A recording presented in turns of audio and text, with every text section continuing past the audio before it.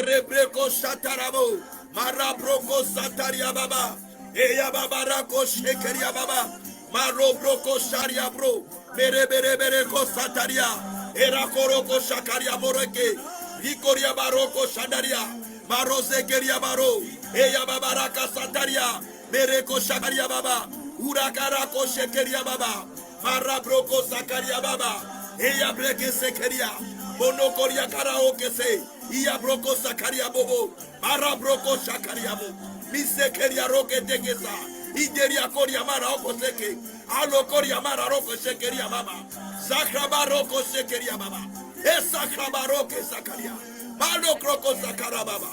Merci mon Dieu, merci mon Seigneur, merci mon véritable Dieu, merci le Tout-Puissant, merci le Dieu de gloire, merci le Tout-Puissant. Tu es le même Dieu, tu es le Seigneur des Seigneurs, tu es le véritable Dieu. La chanson dit qu'il est le même Dieu, il n'y a pas un autre qui est semblable à lui. La chanson dit qu'il est le même, il n'y a pas un autre qui est semblable à lui. Marakroko Shakarama, Marakroko Shakarama, Eta Koriako Sakatamane Koshikariaba, Makota Kosakarababa, Ela Broko Shakarababa, Masa Broko Toko Shakarabaroke Sakara, Malo Broko Shakarababa. Eh Yesu, eh Yesu. Merci Papa, merci mon Dieu, merci mon roi, merci mon Seigneur, merci mon Seigneur. Personne n'est semblable à toi, personne n'est comme toi Papa, personne n'est comme toi Papa, personne n'est comme toi Papa. Oh Seigneur, oh mon Dieu, mon roi, mon Seigneur, mon véritable Dieu, le Tout-Puissant. Seigneur. Oh mon Dieu, mon roi, mon Seigneur, il n'y a pas quelqu'un, il n'y a pas quelqu'un qui soit semblable à lui. Il n'y a pas quelqu'un qui soit semblable à lui. Il n'y a pas quelqu'un qui soit semblable à lui. Il est l'unique Dieu, le véritable Dieu. Il est mort, il est ressuscité. Il vit d'éternité en éternité. Il nous apparaît jour après jour pour nous communiquer sa pensée, pour nous inspirer, pour nous amener dans haute dimension. Oh bien-aimé, que Dieu nous amène à la montagne de Béthanie. Que Dieu nous amène à la montagne de Béthanie. Que Dieu nous amène à la dimension de Béthanie. Que Dieu nous amène à la dimension de Béthanie. Là où nous devons voir la gloire de Dieu. Nous devons voir la puissance de Dieu. Rabroko Shakarababa. Esabrakatako Shakarababa. Malabroko Shakarababa. Esabroko Shakarababa. Malobroko Sakariaboro. Marobroko Shakarababa. Mesebreko Takoriaba. Masakrabarako Teke Shakarabo. Mirekeke Shakarabaro ke Shakara. Era broko Sataria Baba. Masataria Baba Roko Shitara Baba. Ribreko Shikara Baba. Merebroko Shitara Baba. Merebroko Shitara Baba. Merci Seigneur. Merci mon Dieu. Merci mon roi. Merci mon véritable Dieu. Sois adoré Papa. Sois loué mon Seigneur. Sois magnifié mon véritable Dieu. Dans les siècles des siècles. Au nom puissant de notre Seigneur Jésus-Christ. Gloire et louange à toi notre Seigneur Jésus-Christ. Alléluia. Alléluia. Alléluia. Merci Jésus. Merci Jésus. Merci Jésus pour ta grâce. Merci Jésus pour ton amour. Merci Jésus pour ta fidélité. Merci Jésus pour ta faveur. Merci Jésus pour ta miséricorde. Merci Jésus pour ta grâce. Robroko shintara baba. Meregroko shintara baba. Rebreko shintara baba. Robroko shintara baba. Rokotoko shintara baba. Eya babaraka. Rokotoko shikra barara. Merekotoko shintara baba. Rokotoko shikra baba. Merci karababa. Rokotoko shintara baba. Sois béni, sois loué, sois glorifié. Sois exalté notre Père. Par le nom de Jésus. Alléluia. Alléluia. Alléluia. Merci mon Dieu, mon roi. Par le nom de Jésus-Christ. Merci mon Dieu, mon roi. Au nom puissant de notre Seigneur Jésus-Christ. Gloire et louange à toi notre Seigneur Jésus-Christ. Merci Seigneur Jésus-Christ. Amen. Que Dieu soit loué. Que Dieu soit loué. nous allons passer à la parole que nous allons devoir expliquer. Et puis, ça va nous amener encore dans la présence du Tout-Puissant. Bien-aimés, vous tous qui avez l'habitude de m'écouter, de me suivre, soit les étudiants, soit le frères et sœurs qui me suivent jour après jour, que Dieu puisse vous bénir pour votre fidélité à Dieu et fidélité à sa parole. Et surtout fidélité à ce que nous faisons. Ça confirme que vous avez vraiment soif d'apprendre, de connaître la parole de Dieu. Hier, j'ai donné un sermon, un enseignement, et cet enseignement a pour but de préparer les croyants pour comprendre la saison et comprendre les événements qui se succèdent. J'ai mis l'enseignement là expressément dans le YouTube. Je pense que si vous le lisez, vous allez comprendre qu'est-ce que j'ai voulu enseigner, qu'est-ce que j'ai voulu expliquer dans l'enseignement d'hier. Parce que j'ai expliqué que nous devons toutefois, après la Pâque, il y a un temps que nous attendons. Un temps où Jésus est ressuscité, mais Jésus est en train de paraître à ses disciples. Pendant 40 jours, je crois que vous connaissez cette doctrine aujourd'hui, quand on parle, quand quelqu'un est mort, on fait les 40 jours. C'est parce qu'ils ont pris ça à partir de Jésus, qui avait fait 40 jours en train de vivre avec ses disciples, de se manifester à côté de ses disciples après sa résurrection. Donc on les voyait jour après jour, pendant 40 jours. Il apparaissait à ses disciples. Il y parlait avec ses disciples. Il y parlait avec tout le monde. Il faisait tout cela parce qu'il voulait que les disciples soient rassurés, qu'ils ne soient pas ceux-là qui vont se perdre après lui. C'est pourquoi je vous ai dit, il y a 4 choses que nous demandons pour l'instant. Dans cette saison qu'on appelle saison d'apparition, parce qu'après la résurrection de Jésus, c'était venu les 40 jours d'apparition. Après 40 jours d'apparition où il apparaîtrait à ses disciples, pour se faire voir à ses disciples, il est arrivé à un temps où Jésus devait maintenant monter au ciel. Après qu'il est monté au ciel, les disciples devraient rester attendre 10 jours pour recevoir le Saint-Esprit que Jésus avait promis. Et quand le Saint-Esprit est venu, c'est ainsi que les disciples sont entrés dans les champs en enseignant, champs d'évangélisation, pour enseigner, prêcher les gens et gagner les âmes pour les seigneurs. Que Dieu soit loué. C'est là ce qui s'est passé. Mais aujourd'hui, par la grâce du Seigneur, nous allons apprendre une chose aussi, toujours dans cet aspect-là, mais je vais expliquer 2 choses qui sont importantes en tant que croyant et en tant que serviteur de Dieu ou en tant qu'étudiant de l'école ou en tant que croyant. Bref, tout croyant est appelé à ne pas ignorer son appel. Tout croyant est appelé à ne pas ignorer son appel. C'est très important. Ignorer son appel, c'est ignorer comment Dieu vous a appelé et en quoi Dieu vous a appelé. Tout croyant a besoin de comprendre son appel et sa saison.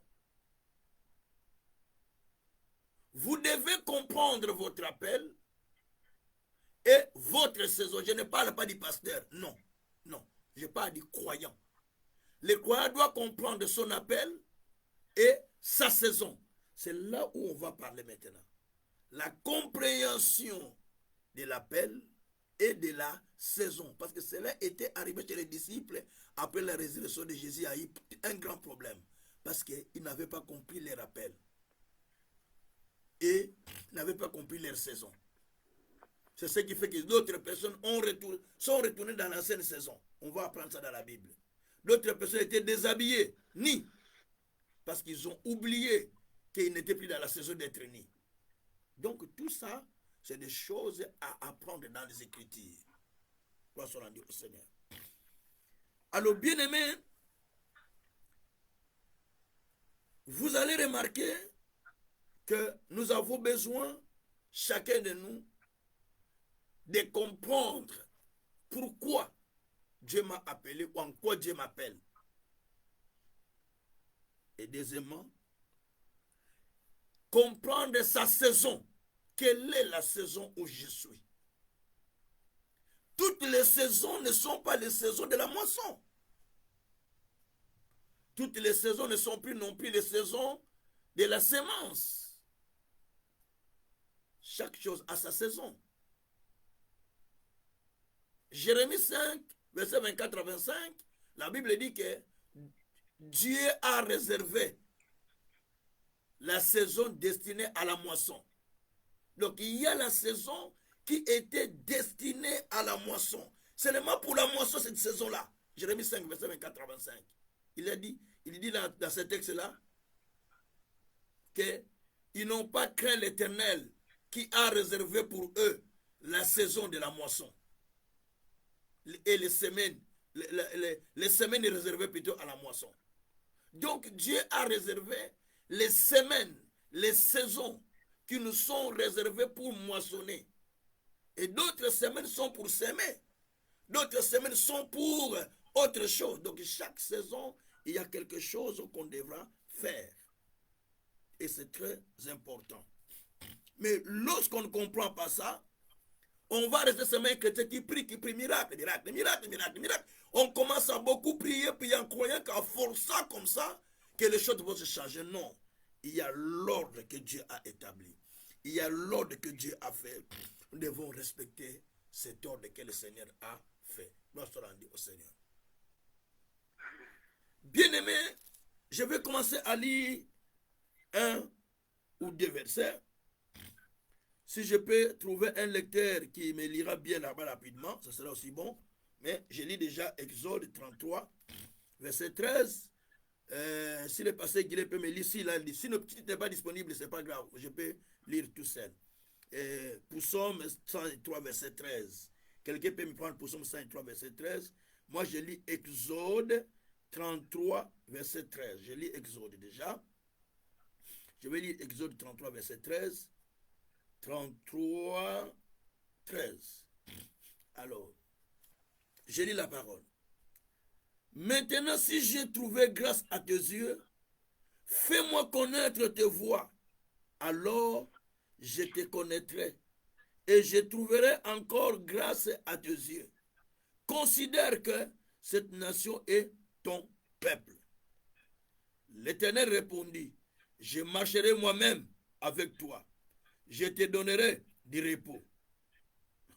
Moïse dit, si tu ne marches pas toi-même avec nous, ne nous fais pas partir, ne fais point partir d'ici. Je suis dans le verset 15. Ici, c'est l'histoire des enfants d'Israël qui, dans leur tête, ils demandaient que des miracles, que des miracles, que des miracles, que des miracles. Dieu a fait des miracles. Mais ils continuent toujours à demander que des miracles et des miracles, des miracles et des miracles. Les enfants d'Israël ne demandaient que des miracles et des miracles. Mais dans le texte d'Exode 33, verset 13 à 15, on va voir Moïse qui ne demande pas de miracles, mais qui demande à Dieu de lui faire connaître les voies, les chemins à suivre. Il est important en tant que croyant que tu demandes à Dieu de te montrer le voie que tu dois suivre. Merci Jésus. que Dieu te montre les chemins dans lesquels tu dois marcher. Cela est très capital.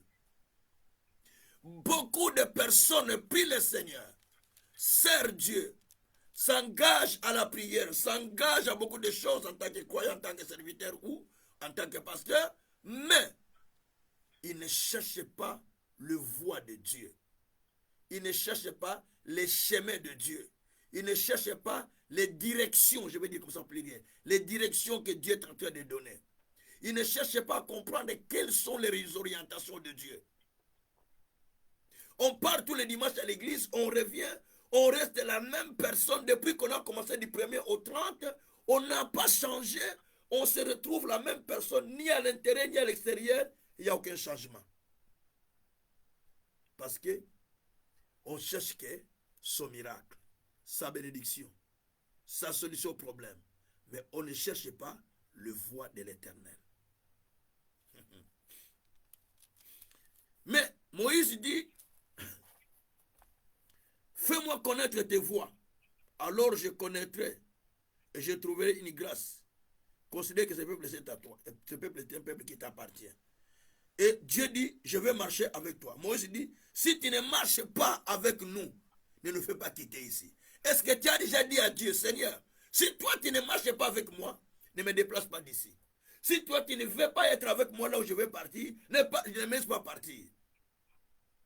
Si tu sens que je vais aller en Afrique et toi tu ne veux pas que j'aille, ne me laisse pas aller. Si tu sens que je vais aller en Europe, toi tu ne veux pas, ne me laisse pas aller. Et c'est comme ça que Moïse a trouvé la voie de Dieu. C'est pourquoi quand vous allez dans Psaume 103, verset 13, la Bible dit que Moïse cherchait les voies de l'Éternel. Mais le peuple cherchait les œuvres de Dieu. Donc le peuple cherchait les miracles. Mais Moïse cherchait le voie. C'est le plus grand problème de l'Église aujourd'hui. Alors, pourquoi? Parce que les pasteurs que nous sommes, nous avions amené les croyants seulement. Tu vas recevoir ton miracle, tu vas venir, tu vas voir. Et les gens ne cherchent plus les voies de Dieu.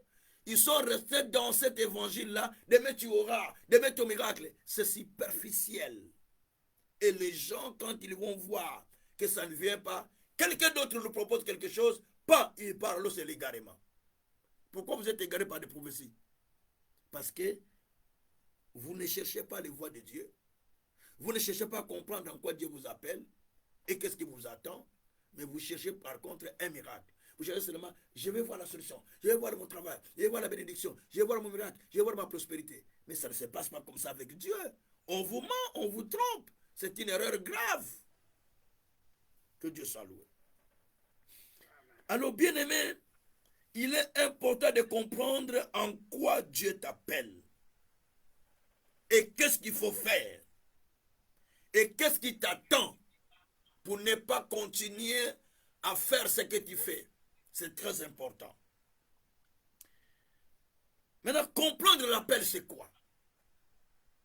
Je ne parle pas des pasteurs. Je parle de tout chrétien né de Dieu. Doit comprendre son appel. Écoutez-moi bien.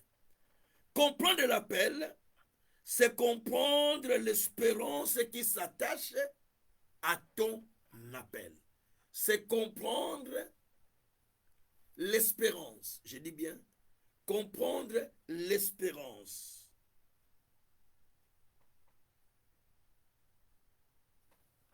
Je vais chercher un terme qui est plus facile. Comprendre ce qui t'attend quand Jésus t'appelle de venir à lui. Voilà. C'est pourquoi quand vous lisez Ephésiens, chapitre 1, verset 16 à 18, j'ai lu ce texte, c'est très important. C'est là où commence cette exhortation, cet enseignement. Exode 16, et non, Ephésiens,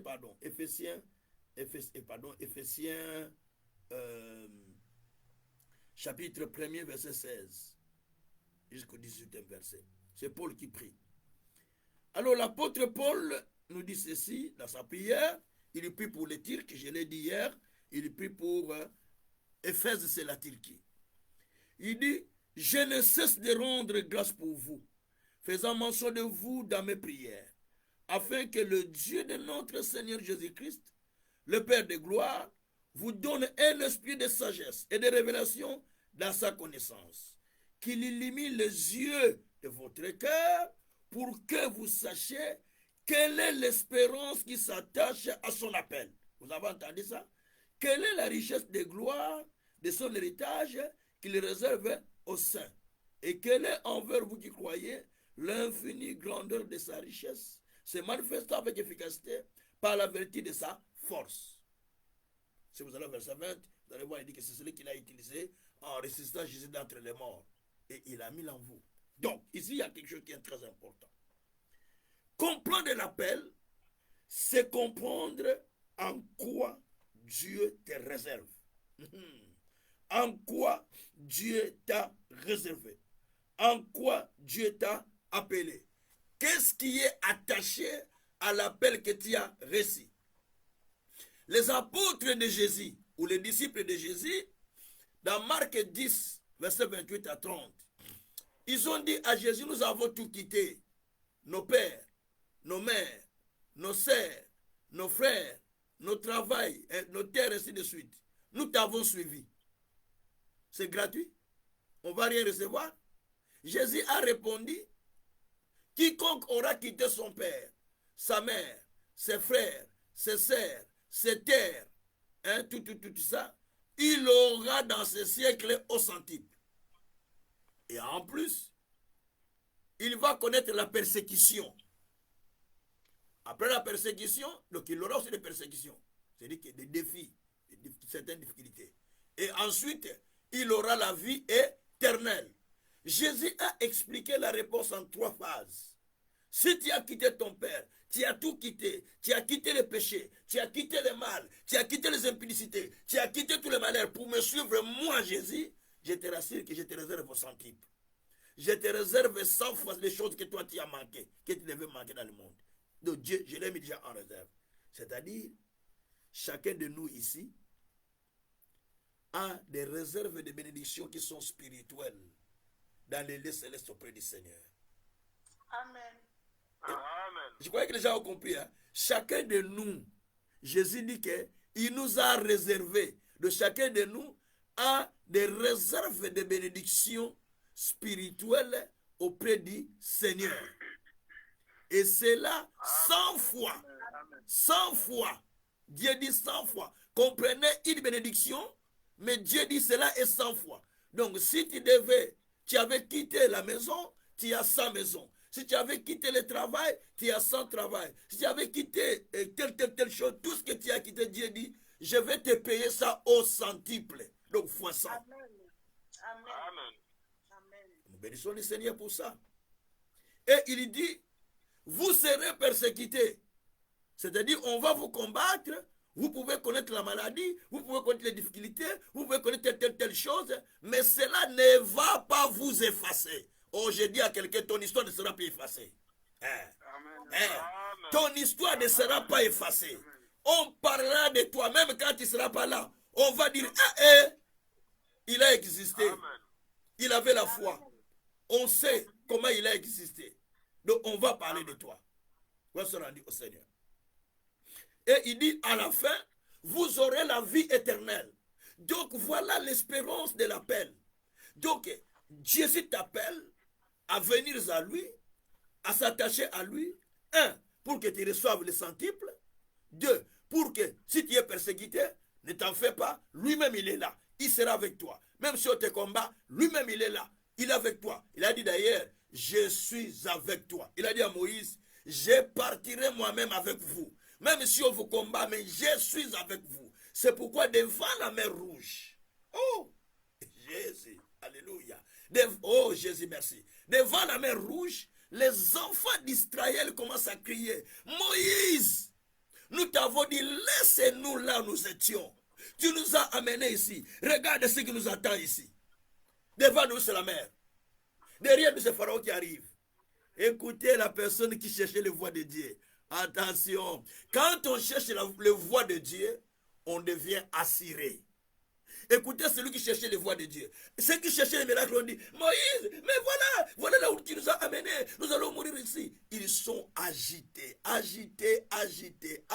à beaucoup de choses parce qu'ils ne cherchent pas les voies de Dieu. Écoutez celui qui cherchait la voie de Dieu, il dit, ces Égyptiens que vous voyez là, vous ne les verrez plus jamais. Vous allez voir seulement le miracle que Dieu va opérer avec vous. Gardez silence simplement. Parce qu'il cherchait les voies de Dieu, Dieu lui a révélé déjà des choses. Marthe était agitée. Luc 10 lui suivait. Marthe était agitée, à préparer, agitée. Jésus dit, Marthe dit, Seigneur, tu acceptes que ma petite sœur soit à côté de toi, en train de parler avec toi. Moi, je suis en train de préparer la cuisine. La cuisine n'est pas encore prête. Et il n'y a pas de serviettes, il n'y a pas de table, il n'y a pas d'assiettes, il n'y a pas de fourchettes, il n'y a pas de quoi. Jésus les regarde et dit, oh Marthe, tu es agitée à beaucoup de choses. Ta sœur a choisi une bonne part qui ne lui sera jamais ôtée. Choisis la bonne part à partir d'aujourd'hui. C'est lui d'écouter la parole. Amen. On peut manger, ça part à la toilette. On peut gagner de l'argent, on le dépense. On peut acheter de beaux vêtements, ça se détruit. Mais quand tu reçois la parole, ça reste dans ta vie, toute ta vie jusqu'à ta mort. C'est cela même qui va te ressusciter. Donc, choisis la part d'écouter la parole. Je te dis que choisis la part d'écouter la parole. Ne perdez pas de temps dans des choses, dans des distractions. Moi, je n'aime pas les croyants qui sont comme ça. Si tu n'es pas dans notre école, tu dois changer. Ne vous distrayez pas avec des images qu'on vous envoie. Papa Kazé prend. Vous n'avez pas honte de m'envoyer des images que vous avez ramassées sur Internet. Vous croyez que Papa Kazé va regarder ça? Moi, je ne regarde pas toutes ces images qu'on vous envoie dans Internet. Moi, je ne les regarde pas. J'ai la Bible. J'ai des livres. Je lis beaucoup. Je ne peux pas sortir sans livre.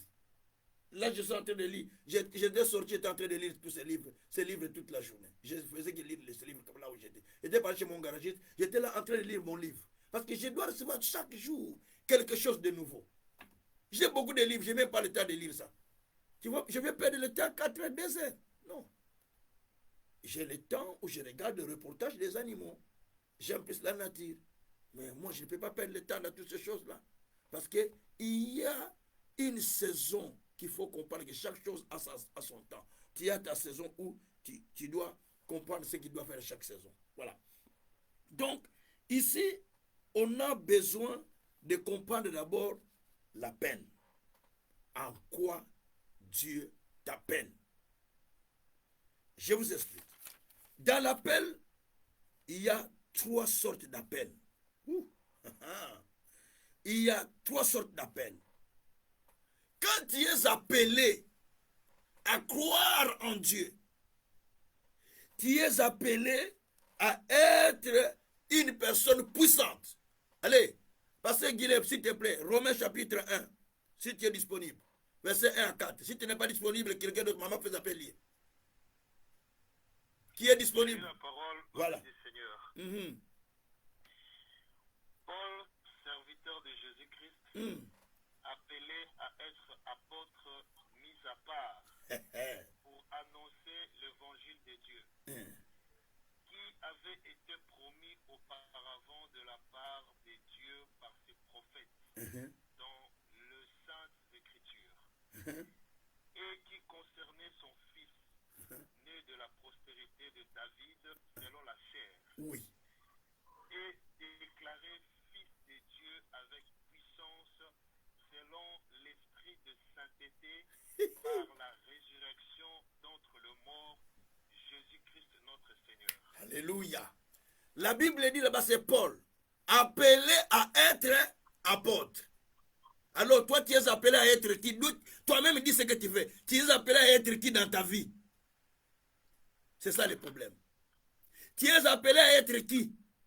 Donc, premièrement, Paul a compris que j'étais appelé à devenir apôtre. Ça, c'est son appel. Mais une chose qui est intéressante là-bas, quand Dieu nous appelle, il nous appelle premièrement à devenir enfants de Dieu. On appelle ça l'appel à la repentance. Nous nous convertissons, nous devenons enfants de Dieu. Mais quand tu deviens enfant de Dieu, Dieu dit, Jésus aussi était né dans la famille de David, descendant de David. comme dans la chair, comme descendant de David. Mais il a été déclaré fils de Dieu avec puissance. Oh, toi aussi, tu es né dans ta famille. Tu peux citer ton nom. Mais quand tu as reçu Jésus, Jésus t'a déclaré fils de Dieu avec puissance. Ce n'est pas moi qui dis ça. C'est ce que nous lisons là dans les Romains là. Lisez bien Romains 1 là. Verset 1 au 4e verset. Donc, tu as été déclaré fils de Dieu avec puissance. Je suis en train de dire à quelqu'un maintenant que je parle. Peu importe le problème que tu traverses dans ta vie.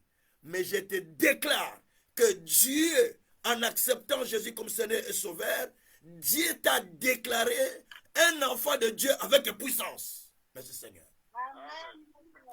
Dieu ne t'a pas déclaré un enfant de Dieu faible. Et puis vous avez peur des sorciers. Non. Dieu dit, il t'a déclaré fils de Dieu ou fille de Dieu avec puissance. Amen. C'est la première chose à comprendre.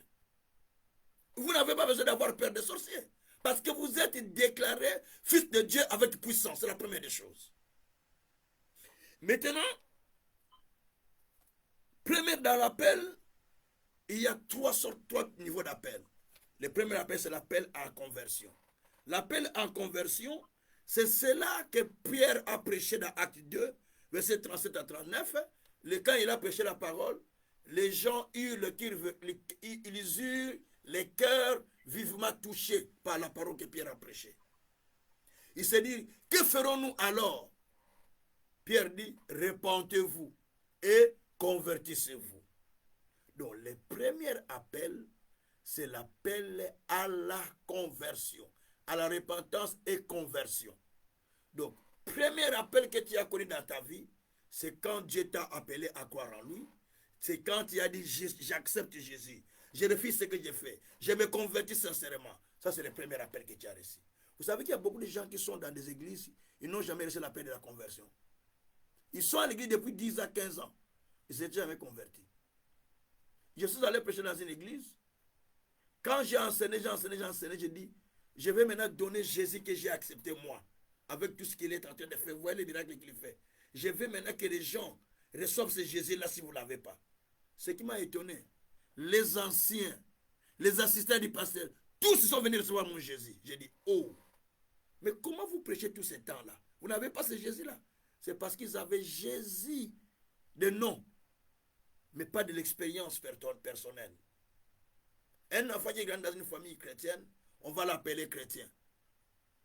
Mais il n'est pas chrétien. Il est chrétien parce que la famille est chrétienne. Mais pour devenir enfant de Dieu, il faut naître de nouveau. Merci à Dieu Seigneur. La deuxième expérience, le deuxième appel plutôt, c'est appel à servir le Seigneur.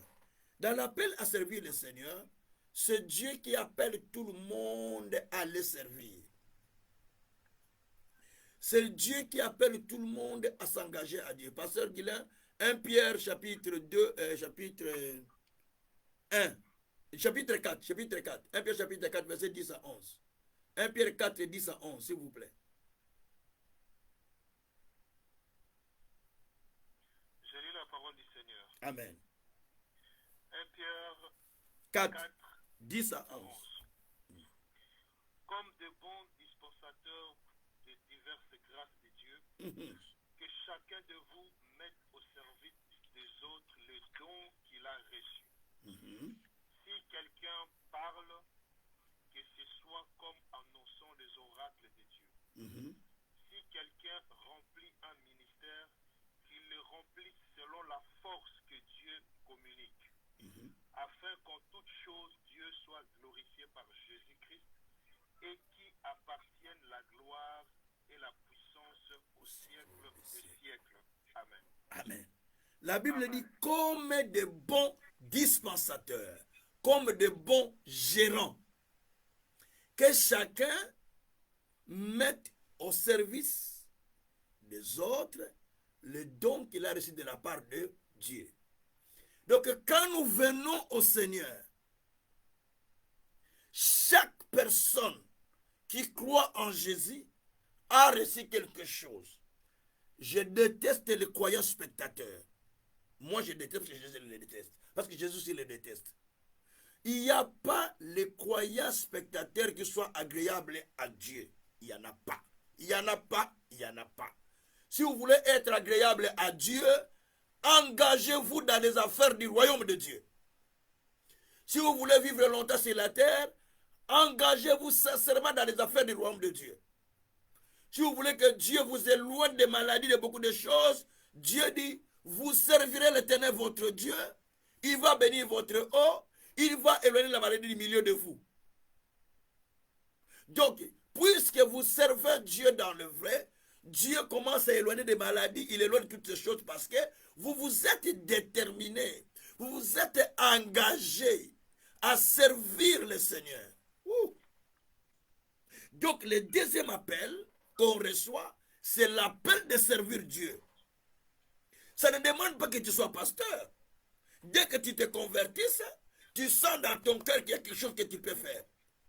Peut-être c'est l'intercession, peut-être c'est donner de l'argent, peut-être avec ta santé évangéliser les gens dans les quartiers, peut-être c'est chercher les âmes du Seigneur, peut-être c'est se faire partenaire pour soutenir un ministère. Tout ça, tu deviens serviteur de Dieu en faisant cela. C'est ça qu'on appelle l'appel à servir le Seigneur, ou l'appel général. L'appel à servir le Seigneur. L'appel au service du Seigneur. Il y a des gens qui disent servir Dieu, ce n'est pas moi. C'est un problème des pasteurs. C'est un problème des serviteurs. Et toi, tu es qui? Apocalypse 5, verset 9. Pourquoi on t'a racheté? Peut-être tu n'as pas encore lu ce verset. Je t'apprends aujourd'hui. Apocalypse chapitre 5, verset 9 et 10. Il a racheté les hommes de toutes les nations, de toutes les races, de toutes les tribus, de tout peuple. Il a fait d'eux, il les a rachetés par son sang. Il a fait d'eux un royaume de sacrificateurs pour Dieu. Donc Dieu a racheté des hommes et des femmes par le sang de Jésus, de toutes les nations, de toutes les tribus, de toutes les races. Mais ces gens qu'il a rachetés par le sang de Jésus, il a fait d'eux des sacrificateurs pour Dieu, des sacrificateurs et des rois. Donc, je vais te dire une chose maintenant. Tu es roi et tu es sacrificateur. Yeah. Amen. Tu n'as pas saisi, hein? Mais tu es roi. Si tu es femme, tu es reine. Si tu es un homme, tu es roi et sacrificateur. Amen. Parce que en toi, Dieu, oh my God, en toi, mais Sakaria, Lokoria Baba, Lekeria Mose, Ireke Sakarabaruko. Dieu a déposé en toi le pouvoir royal à l'intérieur de toi. Amen. Tu as en toi le pouvoir royal. C'est pas moi qui dis ce verset-là que nous lisons. Il a déposé en toi le pouvoir royal. Ce qui veut dire, en tant que serviteur de Dieu, en tant que croyant, en tant qu'enfant de Dieu, tu es appelé à servir Dieu avec tout ce que Dieu a déposé en toi. Pour d'autres personnes, c'est le don de chanter. Pour d'autres personnes, c'est le don de jouer à guitare, au piano, au tam-tam, et je ne sais pas moi. Pour d'autres personnes, le don d'intercéder. Pour d'autres personnes, le don de vision de prophétie, ainsi de suite. Pour d'autres personnes, un cœur généreux qui donne beaucoup pour l'avancement du royaume. Pour d'autres personnes, il cherche à aider les pauvres et les gens qui sont en difficulté. Pour tant d'autres encore, un cœur qui a tendance d'aller visiter les malades dans des hôpitaux. Tout cela, vous servez Dieu chacun selon la grâce que Dieu a déposée en lui. Et si vous servez Dieu de cette manière, vous allez faire avancer le royaume de Dieu et Dieu commence à penser à vous. Imaginez-vous, Dieu dit, celui qui prend soin des pauvres, il est prête à Dieu. Vous avez pris soin d'un pauvre, donc vous avez prêté à Dieu. Et Dieu n'a jamais été débiteur de quelqu'un. Mais tu fais Dieu débiteur à cause de ce que toi tu fais auprès des autres. Donc pour vous dire simplement que ne demeurons pas seulement dans la vie, priez, priez, priez, priez, priez, priez. Non. Nous devons développer la connaissance approfondie pour pouvoir s'engager à servir Dieu. Pourquoi vous ne prenez pas la responsabilité dans votre église? Pourquoi vous ne vous engagez pas dans votre église? Pourquoi vous ne voulez pas soutenir votre église? Pourquoi vous ne voulez pas soutenir votre pasteur? Pourquoi vous ne voulez pas vous engager? Parce que quand vous comprenez ça, même votre dîme là, on ne va pas vous le demander. Parce que vous savez que je suis sacrificateur, je dois payer la part de Dieu. Je dois m'engager à Dieu. Et tout ça, c'est une façon de servir Dieu dans le vrai et dans la crainte. Donc on doit servir Dieu. Ça, c'est la deuxième partie. Servir Dieu. Et troisièmement, il y a ceux qui sont appelés au ministère, bien sûr. Ce qu'on voit dans Colossiens 4, verset 17. On a dit à Archip, dites Archip, prends garde du ministère qui a reçu de la part du Seigneur, afin de bien le remplir. Donc là, on parle de ceux qui ont reçu le ministère, ceux qui ont été appelés comme des pasteurs. Ils doivent servir avec tout sérieux. Ils doivent servir avec tout crainte, parce qu'ils ont besoin de servir Dieu dans la crainte. Il y a un micro qui fait des bruits. Vérifiez un peu le micro qui fait des bruits. Vous pouvez fermer le micro qui fait des bruits. Voilà. Donc, il y a l'appel là que les gens ont reçu dans le ministère. Ils doivent le faire avec sérieux. Donc, Colossiens 4, verset 17. Si tu sais que Dieu t'a appelé, mets le sérieux. D'ailleurs, tout ce qu'on fait pour Dieu, servez-le avec tout sérieux. Si tu joues au tam-tam, sois sérieux au tam-tam. Si tu joues à la guitare, sois sérieux à la guitare. Si tu chantes à la chorale, sois sérieux à la chorale. Si tu donnes à Dieu, sois sérieux à donner. Comment vous qui êtes serviteur de Dieu, servant de Dieu, vous pouvez arriver tout le temps en retard à l'église? Je vous pose la question. Donc vous n'avez pas compris le Dieu que vous servez. Vous ne le comprenez pas. Parce que vous servez un Dieu qui est puissant. Lui, il est déjà là, vous venez en retard. Mais c'est vous qui devez arriver à l'heure. C'est vous qui devez être là. Comment vous qui êtes musicien, vous dites, ah, je ne joue plus au piano maintenant, parce qu'il se joue de moi. Et tu arrêtes de jouer au piano, parce que tu as eu un problème avec une sœur ou avec un pasteur, tu dis, je ne joue plus. Est-ce que tu joues pour le pasteur ou tu joues pour Dieu? Bon, je ne paye plus mes dons, mes dîmes, parce qu'ils ne me considèrent pas. Est-ce que tu les payes pour le pasteur ou tu les payes à Dieu? Ce sont des questions à se poser. Voyez un peu ça. Je ne parle plus avec ces derniers temps parce qu'ils m'ont fatigué. Ils m'ont fatigué les choses qu'ils m'ont dit. Ça m'a fatigué. Est-ce que tu dois te fatiguer parce qu'on t'a dit des choses? Mais Pierre a dit, quand Jésus a dit des paroles qui étaient scandaleuses pour eux, Jean 6, 69 à 70, Jésus a dit, et les disciples ont dit, à qui irions-nous, Seigneur? À toi appartiennent les paroles de la vie éternelle. Ils n'ont pas voulu partir encore ailleurs parce qu'ils ont compris. Pourquoi vous êtes choqués tout le temps? Parce que vous manquez la connaissance réelle. C'est pourquoi vous êtes choqués. Si vous êtes pasteur, la maman, ce qu'il m'a fait, je ne peux pas la rendre visite, je ne peux pas lui dire bonjour parce que moi je suis pasteur, hein, il ne me considère pas. Non! Les pasteurs, ce n'est pas les galons. Les pasteurs, ce n'est pas les titres. Les pasteurs, ce n'est pas s'asseoir sur la chaise, la grosse chaise comme on le décore, les grosses choses là, la grosse chaise décorée. Ce n'est pas ça. Le pasteur, c'est être serviteur du peuple et serviteur de Dieu. C'est ça, pasteur. Tu sers Dieu et tu sers le peuple. Donc, tu te mets entre Dieu et le peuple pour prendre ce qui est du peuple en présentant à Dieu, prendre ce qui est de Dieu en présentant au peuple. C'est ça, serviteur de Dieu. Mais aujourd'hui, on a changé les choses. Ah, l'enfer est ouvertement, ça sera grandement ouvert pour beaucoup de frères et sœurs, hein, qui croient, qui tournent les choses au contraire. Nous devons marcher dans la crainte de Dieu pour servir le Seigneur dans le vrai. On va se rendre au Seigneur. Ça, c'était la compréhension de l'appel que j'ai expliqué. Comprenez votre appel. En quoi Dieu vous appelle? Pourquoi vous êtes convertis? Pour rester à la maison? Pourquoi vous êtes convertis? Pour prier simplement, c'est fini? Non. Vous êtes convertis parce que vous devez servir le Seigneur. Et Dieu, quand il nous appelle, il utilise tous les moyens. Il peut utiliser les moyens d'une situation à la maison, d'une situation familiale, d'une maladie, d'un problème, d'un manque de travail, d'un quelque chose.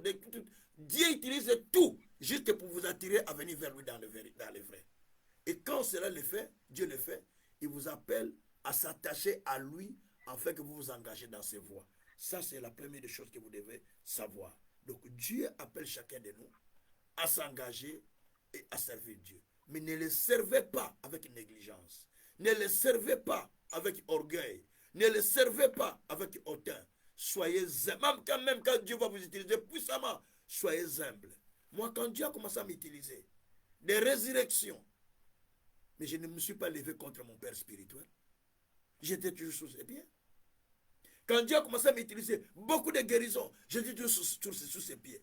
Quand Dieu a commencé à m'utiliser, beaucoup de miracles, beaucoup de choses. Mais j'étais toujours sous ses pieds. Quand j'ai passé sur la rue, les gens prenaient des fétiches. Ils sont en train de me donner des fétiches. À Badal, là, je suis connu. Quand j'ai passé, les gens donnaient des fétiches. Mais je n'ai pas été orgueilleux. je savais qu'il faut que je m'humilie toujours parce que Dieu m'a mis sous quelqu'un. Donc, ne soyez pas orgueilleux quand Dieu vous utilise. Et souvent, ce qui vous casse, c'est le nom que vous avez reçu. Je suis apôtre, je suis docteur, je suis pasteur. Répentez-vous comme je parle là. Je suis pasteur de tel. Qui t'a dit que toi tu es pasteur? Qui t'a dit que toi tu es docteur? Qui t'a dit que toi tu es apôtre? C'est Jésus qui t'a dit que toi-même qui a fabriqué ce titre-là. Vous voyez pas les choses qu'on voit maintenant dans les églises. Et cela tue beaucoup de gens. L'autre va dire, moi je suis un grand musicien, je suis star là où je peux chanter. Les gens me négligent ici. Eh bien parce que tu chantes, tu ne peux pas obéir à ton pasteur. Tu ne peux pas obéir à ton église. Tu ne peux pas suivre les règles de ton église. Comment un musicien qui est membre dans une église, engagé dans l'église, va laisser son église pour aller chanter dans une autre église? Il laisse son église. Il a été invité, le pasteur n'est pas encore au courant. En principe, quand on t'invite, il faut informer le pasteur. Pasteur, on m'appelle. Oh, micro s'il vous plaît, fermez le micro. Donc, au contraire, tu dois dire, pasteur, on m'appelle d'aller chanter dans telle église. Qu'est-ce que tu en penses? Le pasteur va te dire, va ou ne va pas. Et toi, tu pars. Le pasteur, il se voit, ah, mais le frère qui joue au piano n'est pas aujourd'hui. Oh, il n'est pas là. Il est parti où? On ne le voit même pas. Il n'a même pas signalé. Et puis demain, tu viens chanter encore. Est-ce que ces chants-là, Dieu va les obéir? C'est pourquoi moi, je suspends des musiciens facilement dans les églises. Quand moi, je dirige les musiciens qui servent avec moi, ils savent que quand c'est compliqué, je dis, restez là, ne chantez pas. Moi, j'ai la voix quand je chante, les gens pleurent. Toi, vous chantez parce que vous êtes des musiciens. Vous chantez vous-même là, mais ça ne touche même pas les gens. C'est comme vous êtes des vedettes. Mais moi, quand je chante, c'est pour toucher les cœurs des gens. C'est pour amener les cœurs des gens dans la présence de Dieu. Et c'est comme ça que ça se passe. Je n'ai pas besoin. Si vous ne voulez pas chanter, allez, restez là-bas. Nous allons chanter par esprit nous-mêmes. Dieu va répandre son onction, nous allons faire le travail de Dieu. Donc, et c'est comme ça qu'il faut servir le Seigneur. Alors, après que vous avez compris votre appel, vous avez compris que vous êtes appelé pour servir Dieu. Vous êtes appelé pour vous engager dans la voie de Dieu. Séparez-vous de beaucoup de choses. Même de certains amis, vous devez vous séparer avec. Parce qu'ils peuvent vous reculer en arrière. Ils peuvent vous décourager. Mais donnez-vous maintenant entier à l'Éternel. Et quand vous donnez à l'Éternel, maintenant cherchez la deuxième chose, la compréhension de la saison. Quand vous avez compris que Dieu vous appelle avec la grâce que vous avez, avec le don que vous avez fait, pour comprendre ton appel, tu vas sentir que toi, tu sens plus l'envie de donner les gens, de donner à l'église, que d'aller à l'intercession. Donc ton don que Dieu t'appelle, c'est cela. Toi, tu sens plus que intercession et donner, ou bien intercession et prière, ou bien intercession et évangélisation. Tu comprends que moi, Dieu m'appelle à l'évangélisation. À moi, je vois que Dieu m'utilise plus à conduire des mamans, des prières des mamans. Tu sais que Dieu t'a donné ce côté-là. Donc tu comprends du côté, tu sens plus la chaleur. C'est ce côté-là que Dieu t'a donné. À moi, je sens plus se prêcher. C'est ce côté-là que Dieu t'a donné. Il faut commencer à développer ce côté-là. Ah, tu sens plus que moi, c'est quand je commence à adorer. Je sens que si je conduis des chansons, ça amène les gens. C'est ce côté que Dieu te donne. Donc, il faut comprendre quel est le côté que Dieu te donne. Tu sens que moi, c'est la prophétie. Quand je commence à prier, la prophétie sort. Je commence à prophétiser. Tu commences à prier pour que la prophétie devienne forte, forte, forte. Ça, c'est ton côté que Dieu te donne. Si tu sens que moi, quand je prie pour quelqu'un, la guérison se fait. Donc, c'est le côté que Dieu t'a donné, le don de guérison là. Donc, chaque personne a quelque chose que Dieu lui a donné. Mais Dieu dit, comme de bons dispensateurs, que chacun mette au service des autres les dons qu'il a reçus. Donc, vous avez reçu quelque chose que vous devez mettre au service des autres. Ça, c'est la première partie de notre enseignement que nous sommes en train de donner. Donc, comprenez d'abord votre appel. Quand vous comprenez votre appel, vous allez aider aussi beaucoup de personnes. Et deuxièmement, il faut comprendre la saison. Il faut comprendre la saison. La compréhension de la saison est très importante. La Bible dit, dans le livre de Jérémie 8, verset 7, la cigogne et l'hirondelle, même la tourterelle, tous, ils connaissent leur saison. L'hirondelle connaît sa saison. La cigogne connaît sa saison. La tourterelle connaît sa saison. Ce sont des oiseaux. Mais ils connaissent leur saison. Mais mon peuple ne connaît pas sa saison. Ce n'est pas moi qui dis. Dieu qui dit. Jérémie 8. Jérémie 8, verset 7. Donc il faut chercher à comprendre quelle est la saison dans laquelle tu te retrouves. Dieu dit dans 1 Chronique, chapitre 12, verset 32, les fils d'Issachar qui avaient l'intelligence de temps et de ce que devait faire Israël, ils en étaient au nombre de 200. Je répète, le fils d'Issachar qui avaient l'intelligence de comprendre le temps, ils en étaient au nombre de 200. Les fils d'Issachar avaient l'intelligence de comprendre le temps et de ce que devaient faire les Israël. Et cette tribu-là était une petite tribu de 200 personnes. Les autres qui avaient les tribus de 1000, de 4000, de 20 000 et tout, ils ne connaissaient pas, ils n'avaient pas la notion de saison. Mais les fils d'Issachar avaient l'intelligence de comprendre le temps. Je prie Dieu qu'il vous aide à comprendre votre temps, votre saison. Amen. Je prie Dieu qu'en sortant de la formation, que vous compreniez le temps, que vous compreniez la saison. Il y a des choses que nous faisions autrefois que je ne peux pas faire aujourd'hui à cause de la saison. Il y a des choses que je pouvais faire hier que je ne peux pas faire aujourd'hui. Écoutez-moi bien. Moi, je suis un homme. Il y a de certaines choses que je ne me permets pas de faire à cause de la saison. Donc, je ne peux plus. Parce que la saison est passée pour moi. Il y a aussi de certaines femmes qui ne connaissent pas de saison. Même l'habillement, ils croient être toujours jeune fille. L'habillement comme une jeune fille, comme une jeune femme. Je ne sais pas comment on peut dire jeune femme ou jeune fille. Donc, l'habillement, non. Il faut comprendre ta saison. Il y a des saisons qui doivent plus t'habiller comme des jeunes parce que ce n'est plus ta saison. Tu t'habilles à toi en tant que femme respectueuse, mais dans ta saison. Il y a des saisons où tu dois dire que non, je ne peux plus faire des erreurs que je faisais. Parce que l'homme peut partir. Parce que l'âge, la saison. Il faut comprendre la saison. Si tu n'es pas conscient de la saison, tu vas perdre beaucoup de choses. Parce que nous vivons sans comprendre les saisons. Non. Quand nous vivons dans cette terre, comprenez la saison parce que les fils d'Issachar avaient l'intelligence de la saison. Vous voyez? Et il y a beaucoup de croyants qui ne connaissent pas les saisons, qui ne comprennent pas les saisons de leur vie. Alors, je vous explique maintenant comment nous pouvons expérimenter les saisons en tant que des croyants. Écoutez, premièrement, nous devons comprendre en quoi nous sommes appelés, comme je l'avais dit tout à l'heure. Nous savons que Dieu nous a appelés en telle chose. Quand vous comprenez en quoi Dieu vous appelle, vous vous engagez dans ce que Dieu vous a appelé.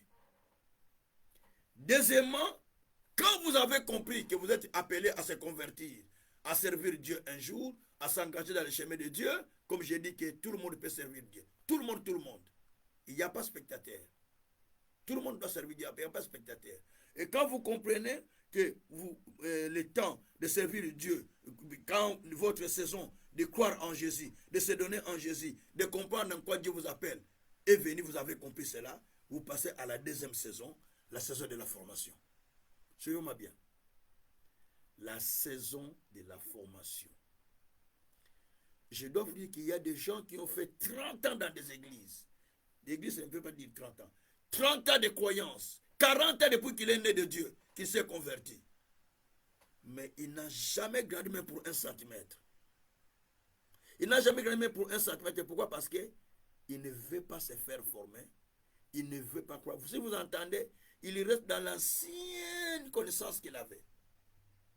Même des pasteurs, beaucoup, ils ne veulent pas se faire former. Or, quand nous lisons Esdras, pasteur Guilain, Esdras 7, verset 10. Esdras 7, verset 10. Esdras 7. J'ai eu la parole du Seigneur. Car Esdras avait appliqué son cœur à étudier et à mettre en pratique la loi loi de l'Éternel Hein? et a enseigné au milieu d'Israël les lois et les ordonnances. Merci Seigneur. La Bible dit que Esdras avait appliqué son cœur à étudier la parole, à étudier la loi et à les mettre en pratique. C'est ainsi qu'il a enseigné au peuple. Comment allez-vous enseigner au peuple les choses que vous n'avez pas appris? Dites-moi ça. Comment allez-vous enseigner aux enfants les choses que vous n'avez pas appris? Vous montrez à vos enfants les choses que vous avez appris. Je parlais avec une jeune femme aujourd'hui, femme d'un frère. Je lui disais, ma grande, il faut élever tes enfants dans la voie que toi tu as appris de tes parents. Il dit, mais cette chose est mauvaise. Je dis, si cette chose est mauvaise, mais vous avez vu des bonnes choses, prenez les bonnes choses, c'est que vous devez suivre. En réalité, la Bible dit, montre à l'enfant la voie qu'il doit suivre. Quand il sera vieux, il ne pourra pas s'en détourner. Donc, nous devons apprendre le voie que nous devons suivre. Esdras a étudié la loi et il l'a appliquée et il a enseigné au peuple. 3 dimensions. Étudier, appliquer dans sa vie et l'enseigner aux autres. Comment voulez-vous pousser les gens à appliquer ce que vous ne faites pas? Pourquoi voulez-vous pousser les gens à faire ce que vous ne faites pas vous-même? C'est là où il y a des problèmes. Donc un vrai croyant, un vrai chrétien, un vrai serviteur, il doit apprendre la parole. C'est ça la loi de Dieu. Il doit apprendre la loi de Dieu, la parole de Dieu. Il doit se faire former. Après la formation, il doit appliquer ce qu'il a appris. Après l'application, maintenant il va voir des résultats en lui-même. Il peut commencer à prêcher ça ailleurs. Yaya, toi tu n'as pas encore appliqué ce que toi tu as appris. Tu veux le prêcher à d'autres personnes. Toi tu as eu l'expérience avec ça. Mais il faut d'abord qu'appliquer cela. C'est pourquoi Paul a dit dans 1 Corinthiens 4, verset 6. Nous avons fait de ces choses, de la parole que nous prêchons, une application dans notre propre vie et dans la vie d'Apollos. Ce n'est pas seulement dans la bouche en parlant, mais nous l'avons appliqué nous-mêmes d'abord. Donc ce que nous apprenons, nous l'avons appliqué. Ce que je vous enseigne, je les ai appliqués, j'ai continué à les appliquer. Vous savez combien d'années que j'ai eu ces choses-là? Ça fait combien d'années que je les réussi? C'est aujourd'hui? Mais non. C'est non. Il y a plus de 30 ans. Plus de 30 ans que j'ai ces choses avec moi. Je les ai réussis. J'ai travaillé sur ça. Et je continue à travailler sur ça. Ce n'est pas toi qui viendras me changer ma façon de comprendre les choses de Dieu. Plus de 30 ans dans la même chose que j'ai appris. Ça fait plus de 30 ans que je l'ai appris. Je suis resté 7 ans de formation. 7 années de formation. Suivant 7 années de formation. Pour enseigner ce que je vous enseigne aujourd'hui. Je ne suis pas un jeune garçon. Je ne me vois pas comme ça. Je suis quelqu'un qui est assis dans ces choses-là. Pendant 7 années, plus de 30 ans, que je continue à enseigner. Que je continue à enseigner. Que je continue à enseigner. Comprenez que j'ai été appelé en 1991 ou 91. Combien d'années jusqu'à aujourd'hui? 34 ans en tant que ministre de Dieu. 34 ans. 34 ans en tant que ministre de Dieu. Hein? Et plus de 23 ans qu'évêque. Vous imaginez un peu ça?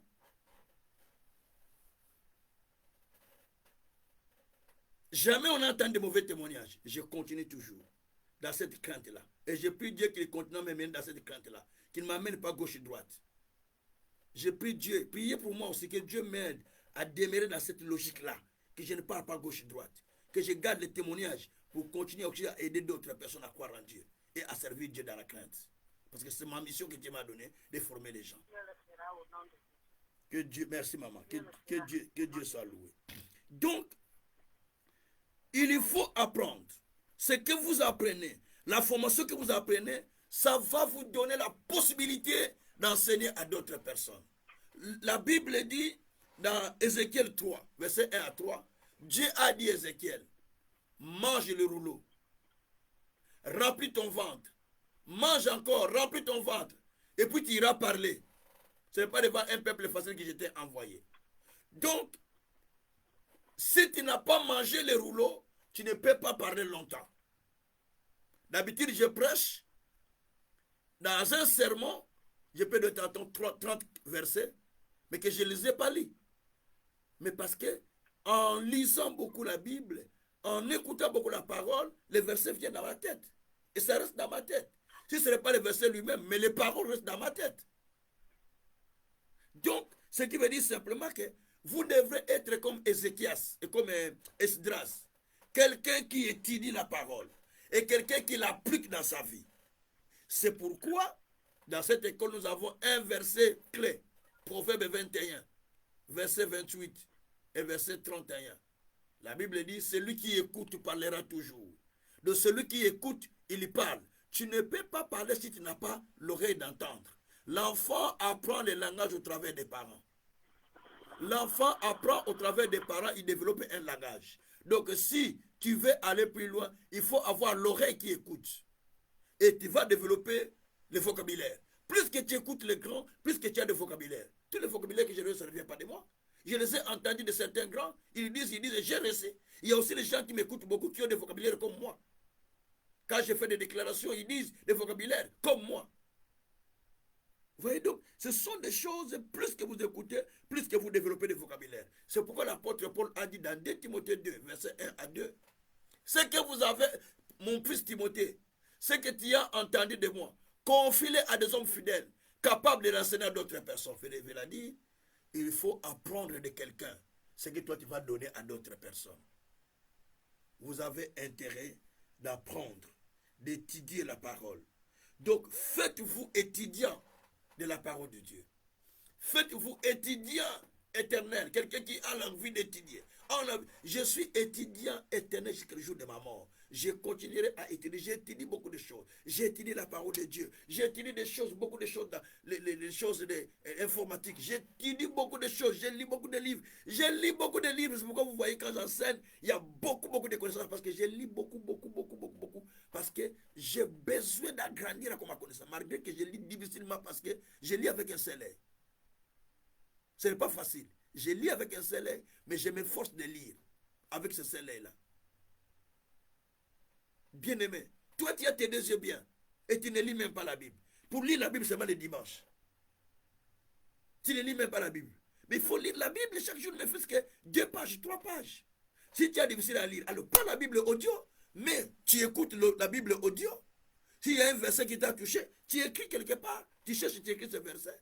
Donc il faut écouter. Et puis il faut écouter les sermons chaque jour. Il faut écouter les enseignements chaque jour. Surtout les cours que je donne. Il faut les écouter chaque jour. Écouter, réécouter. Écouter, réécouter. Tu deviendras une personne puissante en écoutant. C'est très important. Ne plus pas seulement pour prier, mais il faut développer la connaissance. Et c'est très important. Et la troisième chose qui arrive, quand tu reçois la formation, après que tu vas recevoir la formation, quand tu vas recevoir la formation, viendra la saison des tests. Ça va venir la saison qu'on appelle la saison des tests. Vous savez la saison des tests? Quand vous lisez Matthieu 26, verset 65 à 75, c'était la saison des tests. De Pierre.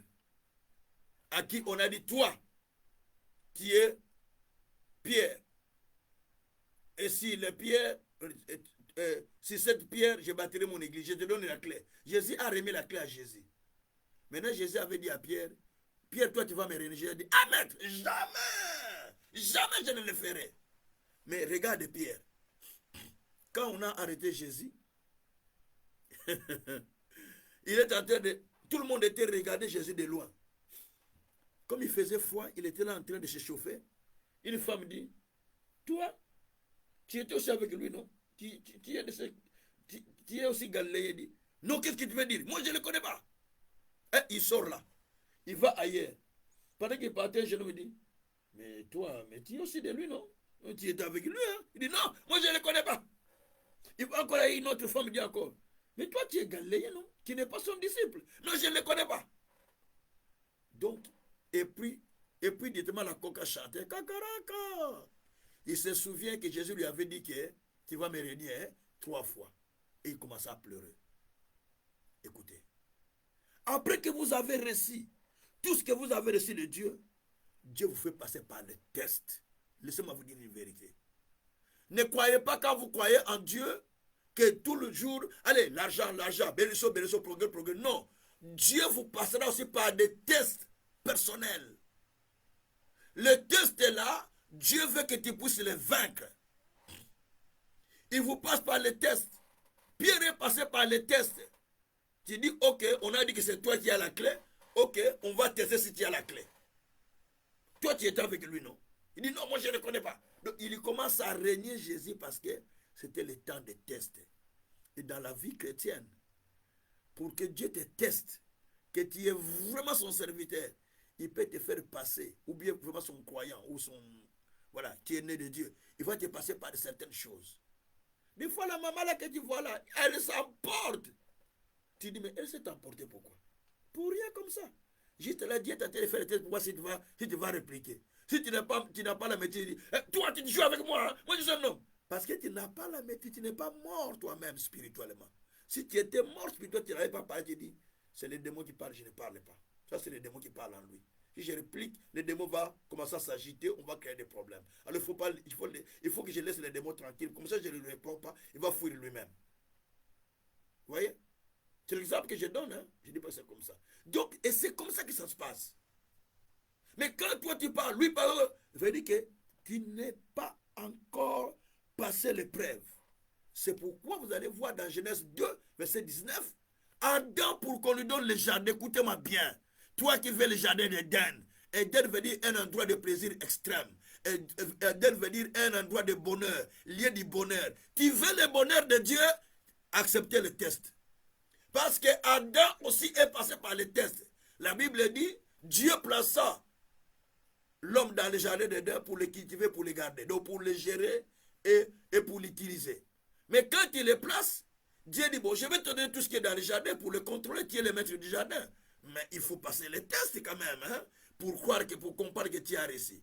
Le Genèse 2, verset 19, la Bible dit, Dieu amena les animaux vers Adam pour voir comment il les appellerait. Dieu a amené les animaux vers Adam pour voir comment il va les appeler. Et Adam a commencé à donner des noms. Léopard, guépard, buffle, antilope. Il a commencé à donner crocodile, python, je ne sais pas. Il a commencé à dire gorille. Il a commencé à donner des noms aux animaux. Et Dieu a dit, ok, tu as reçu le test, mon petit. Reste dans le jardin d'Éden. Il te reste le deuxième test. Deuxième test, il y a l'arbre qui est dans le jardin, il ne faut pas manger. Le jour où tu as mangé, tu mourras. C'est le deuxième test. Adam a dit, ok, là, moi, je ne peux pas. Mais quand la femme est venue, hein, il lui transmet ce qu'il avait reçu, hein, de Dieu. Dieu a dit, nous pouvons manger tout, mais ça, on ne peut pas. Hein? Tu as entendu? Oui, chérie, j'ai compris. Mais le jour où la femme avait mangé, il a dit, il a pris, la Bible qu'il lui prit les mêmes fruits qu'il lui donna aussi à l'homme. Pourquoi Adam n'a pas refusé de manger? Quand la femme lui donnait, pourquoi il n'a pas refusé de manger? Hein? Posez-vous des questions, non? Pourquoi il n'a pas refusé de manger? S'il n'avait pas l'envie de manger, c'est pourquoi il n'a pas refusé de manger? Parce que lui, s'il avait l'envie de manger, ça. C'est pourquoi il a mangé. Si c'était moi, j'allais dire à ma femme, je ne mange pas, tu manges toi, mais reste toi-même manger. Moi, je ne mange pas. Mais pourquoi il a mangé? Parce que lui, s'il avait envie de manger, certains péchés que nous faisons, parce que nous avons envie de faire cela. Ah, quelqu'un n'a pas accepté ce que j'ai dit. Certains mal que nous faisons, certaines choses que nous disons dans notre bouche, parce que nous avons envie de faire cela, c'est pourquoi nous le disons dans la bouche. Quand tu dis à ton mari, quand tu dis à ta femme, je veux me séparer de toi, parce que c'est ça l'envie que tu as, c'est pourquoi tu le dis dans ta bouche. Quand tu dis, je veux te tuer, c'est ça l'envie que tu as, c'est pourquoi tu le dis dans ta bouche. L'homme parle à partir de ce qui sort au fond de son cœur, dit la Bible. Adam n'avait pas reçu ce test-là. Le test des animaux, il a réussi à donner des noms. Mais le test de l'arbre, des fruits, il n'a pas réussi. ce test. Et le jardin lui était récupéré. Attention, je dis à quelqu'un que toi, tu ne perdras pas ton jardin d'Éden. Hein? Je dis que toi, tu ne perdras pas ton jardin d'Éden. Parce que Dieu te l'a donné pour que tu sois établi. Amen. Tu ne perdras pas ton jardin. Ton jardin de c'est le bonheur que Dieu a préparé pour toi. Tu ne perdras pas le bonheur que Dieu a préparé pour toi. Si tu le perds, c'est ta faute. La Bible dit que l'homme perdra son héritage par sa propre faute. Jérémie 17, verset 4 à 5. Tu perdras ton héritage par ta propre faute. Jérémie 17, verset 4 à 5. C'est toi-même qui vas le perdre. Par ta faute. Par ta faute, tu vas perdre ton héritage. Dieu te l'a donné, mais toi, tu le perds. Jérémie 17, verset 4. 4 à 5. Vérifie les versets que j'ai donnés par Pasteur Guilain. C'est ça le verset. Hein? Jérémie 17, verset 4. Oui, c'est ça, papa. Ok. Voyez? Tu perdras par ta faute l'héritage que je t'avais donné. Et voilà. Je t'asservirai à ton ennemi dans un pays que tu ne connais pas. Voilà. Car vous avez allumé le feu de ma colère et il brûlera toujours. Donc tu perdras l'héritage qui t'a été donné par ta propre faute. Tu as allumé le feu. Combien de fois tu as allumé le feu dans ta vie? Tu as allumé le feu contre ta propre vie. Tu as allumé le feu contre tes propres enfants. Tu as allumé le feu contre ta femme. Tu as allumé le feu contre ton mari. Tu as allumé le feu contre ton ministère. Tu as allumé le feu contre beaucoup de choses. Combien de fois tu as allumé le feu toi-même? Par ta colère. Qui t'emporte. Mais tu as allumé le feu contre Dieu sans le savoir. Dieu nous appelle pour la paix. Pour la paix. Ici, nous apprenons des choses qui nous rendent matures. On n'est pas là comme des petits enfants, mais on devient mature. Donc, tu ne peux pas perdre le jardin d'Éden qui t'a été donné. Le bonheur qui t'a été donné, tu ne le perdras pas, au nom de Jésus-Christ. Amen.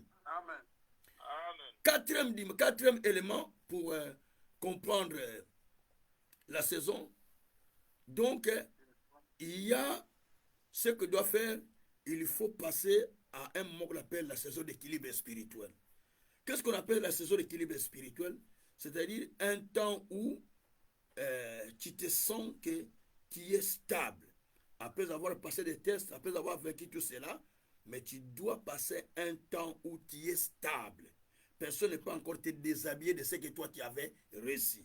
Quand vous allez dans Jean chapitre 21, au verset 7, nous allons voir une histoire qui est là-bas qui est très importante. Vous pouvez lire à partir du verset 1er jusqu'au verset 7e. Mais moi, je vous donne le verset 7. Qu'est-ce qui s'est passé? Dans ce texte, oui, Jean 21. Ok. Verset 7, papa. Oui. Ok, merci, papa. Mais vous pouvez lire ça à partir du verset 1er, hein, pour avoir une idée. Hein. Ok, merci. Comme ça, vous avez l'idée en tout temps. Alors là, c'était Jésus qui était apparu à ses disciples. Donc, quand Jésus apparut aux disciples, les disciples étaient aux eaux, en train de se laver, et d'autres en train de pêcher. Maintenant, quand Jésus est venu, il a dit, les enfants, vous avez quelque chose à manger ici? Ils ont dit, non, on n'a pas quelque chose. Il a dit, jetez le filet du côté droit de la barque et vous allez trouver du poisson. Ils n'avaient pas compris que c'était Jésus. Ils ont jeté le filet à droite et ils ont attrapé beaucoup de poissons. Et le filet commençait à se déchirer. Ils ont commencé à tirer les poissons. Oh. Maintenant, les disciples que Jésus aimait beaucoup ont compris que ça, c'est la manière que le Seigneur faisait d'habitude quand il était avec nous. Donc ça, ce n'est pas un vieux du quartier qui est passé, mais ça, c'est Jésus lui-même que nous voyons. Alors, il a dit à Pierre, Pierre, ça, c'est le Seigneur, c'est le maître là que vous voyez. Il dit, comment ça? C'est lui qui nous dit de jeter le filet là. Nous avons jeté, nous avons attrapé les poissons. C'est le maître. La Bible dit que Pierre était nu. Il s'était déshabillé. Tchoubou, dans les eaux. Il s'est jeté dans les eaux, dit la Bible. D'autres versets disent qu'il s'est jeté dans les eaux. D'autres versets disent qu'il a pris tous ses vêtements, il a mis dans le corps et s'agenouille. D'autres versets disent qu'il a pris l'autre verset dit qu'il s'est jeté dans la mer. D'ailleurs, ici on dit qu'il s'est jeté dans la mer. Donc il a pris les vêtements. La Bible dit que Pierre, dès qu'il a entendu que c'était le Seigneur, allez, il a mis son vêtement, doudou, il s'est jeté dans les eaux. Parce qu'il était déshabillé. Écoutez. Pierre était le chef de ses apôtres. Mais il était déshabillé, il était mis en présence des autres. J'explique une chose. Quelle révélation. Quand Jésus était parti, ils sont retournés dans la pêche. Ils sont retournés dans les choses qu'ils faisaient avant. Ils retournaient dans ce qu'ils faisaient avant tous. Donc ils ont oublié qu'ils étaient formés pendant 3 ans. Ils ont oublié qu'ils ont été enseignés pendant plusieurs années. Ils retournaient dans ce qu'ils faisaient auparavant. Ah, bien-aimé, bien-aimé, bien-aimé. Après que vous avez écouté la parole de l'église, vous retournez, vous avez tout oublié. Donc vous êtes déshabillé complètement. Après que vous avez suivi la formation, vous n'avez plus tout ça en tête. Après que vous avez suivi des enseignements, vous avez tout oublié. Si comme vous n'avez pas suivi des enseignements, comme vous n'avez pas été enseigné, vous avez tout complètement oublié. Non. Cela veut dire Pierre. C'est lui qui a vraiment, que Jésus envoyé beaucoup, que Jésus aimait beaucoup. C'est lui qui a donné la révélation de Jésus que tu es le Fils de Dieu. Il s'est jeté nu. Et les amis, quand on dit, ah, c'est le maître, hein? Il dit, ah, le maître m'a vu, tchouchou. Il est parti dans l'eau.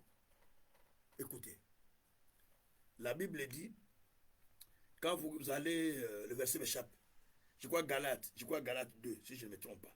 Dans Galates 2, à partir du verset 11 à 14, je pense, la Bible dit que Pierre, à l'arrivée des autres apôtres, de Paul et des autres apôtres, on a trouvé Pierre en Galates en train de manger avec les païens. Il faisait des choses comme les païens. Et quand il voyait les circoncis venir, donc les chrétiens de Jérusalem venir, allez, les chrétiens juifs venir, il s'esquivait pour qu'on ne les voit pas. Il faisait semblant comme il n'est pas avec les païens. Quand les païens passent, il retourne avec les païens. C'est ce que Pierre faisait. Hein? Lisez ce texte-là, Galates 2, verset 11 à 14. Je crois que c'est ça, pasteur Guillet, toi qui vérifie les textes. C'est ça, hein? C'est ça, c'est Jacques. Ah, c'est pas Jacques, c'est Galates. Galates 2, verset 11. Mais lorsque Céphas Voilà. à Antioche, je lui résistais en face, parce qu'il était répréhensible. En effet, avant l'arrivée de quelques personnes envoyées par Jacques, il mangeait avec le païen, et quand elles furent venues, il s'esquiva et s'éteint à l'écart, par crainte des circoncis. Avec lui, les autres juifs usèrent aussi des dissimulations, en sorte que Barnabas même fut entraîné par leur hypocrisie.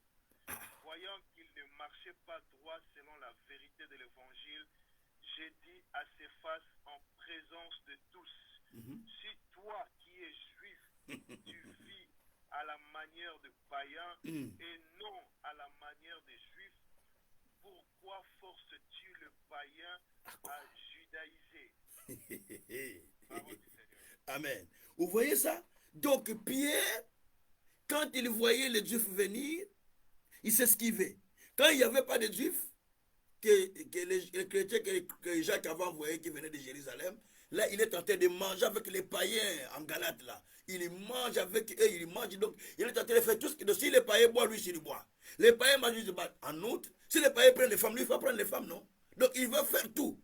Mais quand il voit les chrétiens, hop, il fait semblant, mon sang tout. Donc sainteté, 3 fois. Il fait semblant. C'est ce que nous faisons souvent.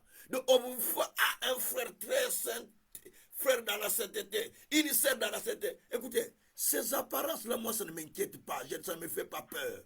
Les apparences-là, on voit la sœur qui est vraiment avec la foulade là, qui craint Dieu, qui parle avec des langages douces. Moi, ça ne m'inquiète pas.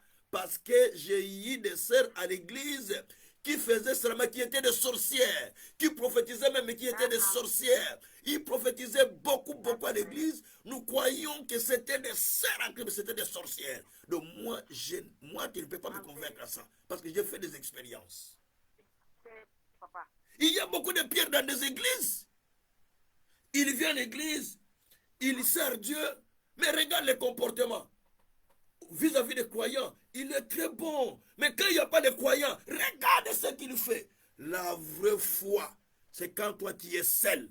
Qu'est-ce que tu regardes dans ton téléphone quand tu es seul? La vraie foi, c'est quand tu es seul. Qu'est-ce que tu parles dans ton téléphone? La vraie foi, c'est quand tu es seul. Qu'est-ce que tu fais quand toi tu es seul? Amen. Ce n'est pas quand tu es avec les gens. Les gens voient, oh, le pasteur là, mais oui, le pasteur est jamais. Quand le pasteur est seul, comment il fait? Comment il pense quand il est seul? Qu'est-ce qu'il dit quand il est seul? Quand on t'envoie dans un pays, tu vas faire 3 ans, ta femme est restée en Europe. Va faire 3 ans là-bas dans une mission. Il y a des femmes qui te tentent là-bas, tu vas résister. Tu vas dire, bon, moi je suis serviteur de Dieu. Tu vas le faire. Mais moi je l'ai fait ici. Ici, dans ce pays où nous sommes. Je suis venu, mon épouse était restée à Kinshasa. Les mamans qui viennent vous servir, ils ont les décollectés. Je ne sais pas comment on appelle ça. Décollectés, hein? Vous appelez ça comment? Les femmes, dis-moi. Ceux qui montrent le sein des femmes. Hein? C'est vrai, papa. C'est vrai, papa. Décolletés, hein? Donc, il vient avec les décolletés pour servir les pasteurs. D'autres viennent en robe de nuit à 23h pour servir les pasteurs. Comment tu vas venir me servir à 23h, me servir à manger? Oh papa, on est venu te déposer le repas. Il est en robe de nuit pour venir me déposer le repas. Ce n'est pas une seule fois, 3, 4, 5 fois. C'est vrai, papa. Hein? Et à part ça, vous allez comprendre encore à part ça qu'il y a des sœurs qui étaient dans ma maison. C'est des blancs. Vous voyez, parce que ce n'est pas des Africains, c'est des blancs. Donc pour eux, sortir avec la culotte devant le pasteur, ce n'est pas grave. Je dis, hé, ça ne se fait pas chez nous. Moi, je suis pasteur. Retourne là-bas. Vous voyez un peu ça? Donc, si tu n'étais pas un vrai pasteur, tu tombes, hein? Tu tombes facilement. Les filles qui te disent, papa, j'ai besoin de toi. Toi, tu as besoin de moi. Moi, pasteur. Et ça, c'est que j'ai vécu ici. Donc, si tu n'es pas un serviteur circoncis, tu tombes. Alors, il ne faut pas être comme Pierre qui fait l'hypocrisie. Quand les gens ne sont pas là, tu fais semblant. Et quand tu es quelque part, tu montres que toi, tu es un serviteur de Dieu. Non. Il faut qu'il y ait la crainte de Dieu. Dans cette école, la chose qu'on insiste beaucoup, c'est la crainte de Dieu et la sainteté. Amen. Amen. Là, moi-même, je ne vis pas dans cette vie-là. Moi, je vous enseigne autre chose. Je vous enseigne la crainte de Dieu. Je vous enseigne la sainteté. Amen. Je vous enseigne l'intégrité. On t'a donné l'argent des gens, utilise l'argent en bon escient. N'utilise pas l'argent qu'on t'a donné à autre chose. Amen. Il y a des gens qui m'ont donné l'argent parmi vous pour que je trouve la salle. J'ai cet argent avec moi jusqu'à aujourd'hui. Des fois, je peux manquer quelque chose, mais je ne peux pas l'utiliser parce que ce n'est pas à moi. C'est l'argent qu'on m'a donné pour la salle. Vous me payez des dîmes, je ne les mange pas. Vous pouvez comprendre ça.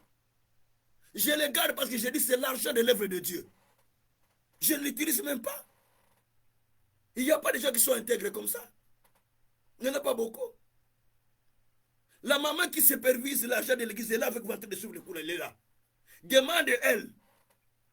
Si moi je prenais l'argent de l'église, quand ça rentre, prenez, je prends, je pars avec. Jamais aucune fois. Si je demande l'argent que je voulais faire quelque chose bien, quelque chose que je dis, maman écrit que papa Kaza a pris 30 € ou 50 ou 100 pour telle chose. Il faut qu'on signale. On doit signaler à l'église. L'église doit être au courant. C'est pas on doit prendre l'argent, pas te mettre dans ta bouteille. Ça, ce n'est pas le ministère, ça. C'est pas ça le ministère. Donc, tout cela, pour vous faire comprendre que nous ne faisons pas des aventures, mais nous faisons des choses avec tout sérieux. Nous sommes des humains, nous avons nos faiblesses, mais nous faisons un effort aussi de nous contenir. Donc, ici, nous aidons les gens à marcher dans la crainte. Il y a des gens qui font comme Pierre. Ils se déshabillent, ils se jettent dans l'eau. Vous voyez? Ils se déshabillent, ils se jettent dans l'eau. Il y a des gens qui, quand ils voient le Seigneur, ah c'est le Seigneur, je vais mettre les habits. parce que c'est le pasteur. Il se fait.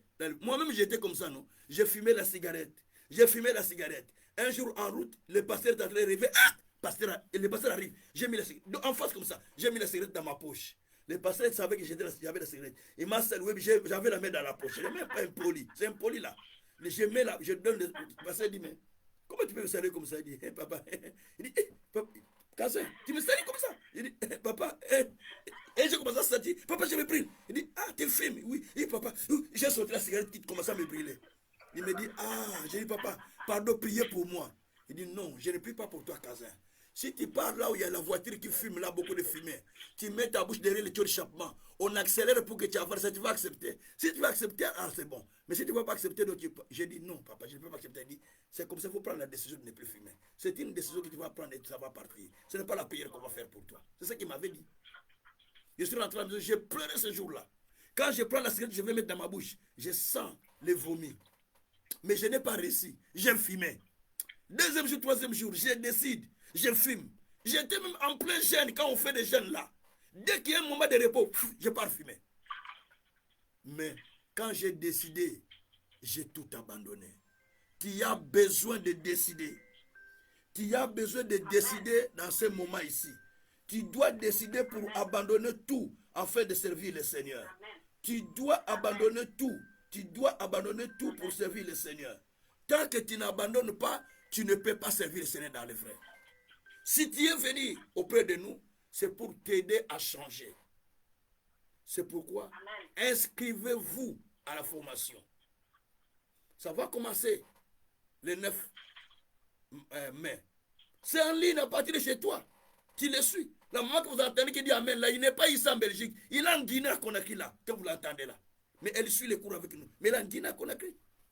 Il y a ceux qui sont des fois aux États-Unis, ceux qui sont des fois un peu par-ci, par-là, mais ils suivent des cours avec nous. À partir de chez toi, mais tu suis la formation. C'est le week-end. C'est le vendredi, samedi, dimanche. C'est le week-end. Donc vous suivez la formation, ça vous aide à grandir, ça vous aide à aller de l'avant, ça vous aide à enlever les erreurs, ça vous aide à s'attacher à Dieu. C'est pour votre vie. Un chrétien qui n'est pas formé, il est déformé. Un pasteur qui n'est pas formé, il est déformé. Il y a aussi des gens qui croient qu'en étudiant beaucoup la science, c'est avec la science qu'ils vont enseigner les gens. Non, on n'a pas besoin d'avoir beaucoup de verbes dans la tête, beaucoup de diplômes d'intelligence. Non, on a besoin d'avoir le spirituel pour donner aux gens. Amen. C'est le spirituel. Donc il faut chercher à changer les choses. Comprenez la saison, allez apprendre. Quand vous apprenez, vous créez l'équilibre dans votre vie. Donc l'équilibre vient en apprenant la parole de Dieu. Et ça va vous aider à changer. Bien aimé, pour clôturer, quand vous passez toutes ces choses-là, maintenant demandez à Dieu la saison des apparitions. Je l'ai expliqué hier. Amen. La saison des apparitions, c'est la saison où Dieu se révèle à chacun pour se montrer. Et quand il se révèle à toi, c'est pour te rappeler des choses qu'il t'a dit. Quand il te révèle à toi, c'est pour te dire des choses nouvelles. Quand il se révèle à toi, c'est pour te montrer le chemin. Dites Dieu, montre-moi le chemin. Quand Jésus était ressuscité, quelle est la période qui a suivi? C'est la période de 40 jours où Jésus se faisait voir à ses disciples. Après sa résurrection, il est resté sur terre 40 jours. Il est entré chez ses croyants pour se montrer à eux, pour leur donner les instructions, pour leur rappeler ce qu'il avait enseigné. Donc, demandez à Dieu, Seigneur, je veux ton apparition dans ma vie. Pendant 40 jours jusqu'au 31 mai, ne demandez pas à autre prière. Dis, Seigneur, je veux que tu m'apparais à n'importe quel niveau. Il peut t'apparaître au travers de la parole, il peut t'apparaître au travers de la prédication, au travers des songes. Dieu t'apparaîtra pour te parler. Amen. Amen. Je reçois au nom de Jésus. Passez le dernier verset. Actes des Apôtres, chapitre 22, verset 14 à 16. C'est mon dernier verset. Lis ça, on va prier. Actes 22, 14 à 16. Après, on va prier. Amen. Il dit, le Dieu de nos pères est à destiné à connaître sa volonté, à voir le juste et à entendre les paroles de sa bouche.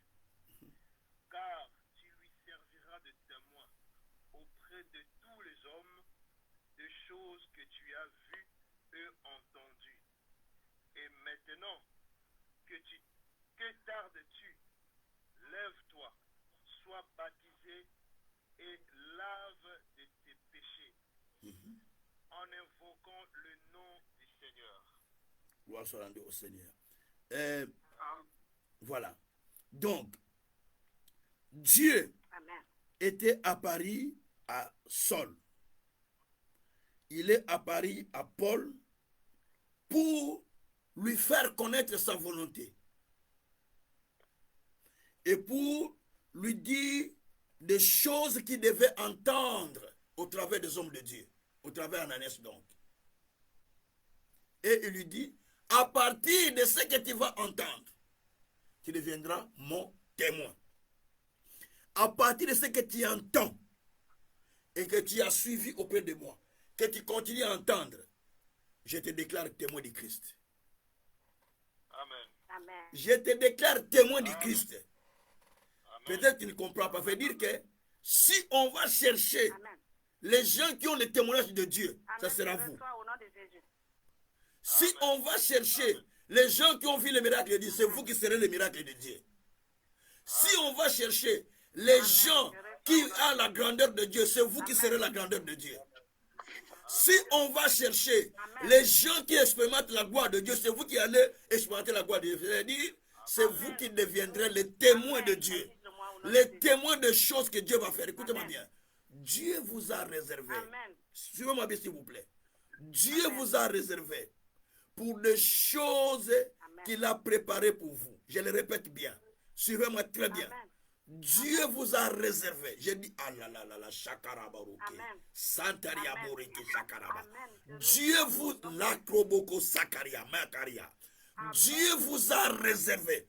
Dieu vous a destiné à vivre des choses merveilleuses, des choses grandes, pour que vous arriviez à témoigner aux gens que voilà ce que Dieu a fait. Je parle. J'étais parti lundi. J'ai dit à mon épouse, c'est le premier jour de la semaine, le jour de la résurrection. J'ai dit à un frère, je viens prier pour ta femme. Amen. Parce que Dieu a récité Jésus le premier jour. Alors moi, je viens le premier jour avec cette révélation. Je viens prier. La sœur, on a trouvé la sœur dans le coma. Parce qu'il fait déjà presque 1 mois, 2 mois dans le coma. On est arrivé, j'ai dit au frère, je prends le manteau du prophète. Je vais commencer à prier. J'ai prié, j'ai posé le manteau. Directement, il s'est réveillé. J'ai continué à prier. Il a commencé à pleurer. J'ai descendu, tu vois. Les infirmiers sont venus. J'ai dit, ça, c'est Dieu qui est en train d'opérer. C'est Dieu qui est en train d'opérer. Je vais te dire une chose. Chacun marche avec un Dieu. Moi, je sais avec qui je marche. Je marche avec un Dieu qui est vivant. Je marche avec un Dieu qui n'est pas mort. Pas avec un Dieu historique, mais avec un Dieu qui a des preuves. J'ai des preuves, c'est pourquoi je ne doute pas. Moi-même qui vous parle là, j'ai failli mourir en 91 ou à 91. On m'a déclaré qu'il me restait 30 jours. Mais le psaume 91 ou 91, qu'un ami lisait, qui ne prêchait pas, mais qui lisait Pasteur Jean Dimbo. Il est connu dans l'internet, apôtre Jean Dimbo à Kinshasa. Il lisait un ami, il lisait le psaume à la maison chez moi. Il venait lire à la maison familiale où j'étais malade. Il me restait 31 jours d'après la médecine. Il lisait les psaumes. Quand il est arrivé au verset 10 et 11, à partir du verset 6 jusqu'au verset 11, jusqu'au verset 10, où on dit que aucun malheur ne t'arrivera. Tu ne craindras ni flèche qui rôde en plein midi, ni terreur de pleine nuit, et tout ça. Il dit que 1000 tombent à droite, 10 000 à côté, toi tu ne seras pas à terre. J'ai dit, pasteur, arrête là. J'ai dit, berger, on s'appelait à l'époque berger. Berger, arrête. Je ne mourrai pas. Je ne mourrai pas. Je ne mourrai pas. Amen. Depuis que j'ai dit, je ne mourrai pas. Amen. Amen. Depuis ce jour-là, jusqu'au jour, les 31 jours qu'on m'a donné, comptez 31 jours jusqu'au jour, on a combien d'années? Maintenant, 91. Ça fait déjà 35 ans, non? 35 ans encore de vie jusqu'aujourd'hui. À peu près 34 ans. 34 ans. Donc, ce qu'on m'a dit là, je continue à lire, à croire à ça.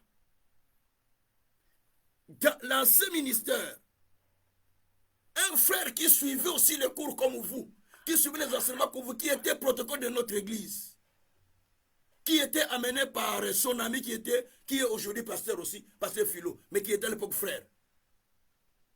Il a entendu ces choses que je prêchais.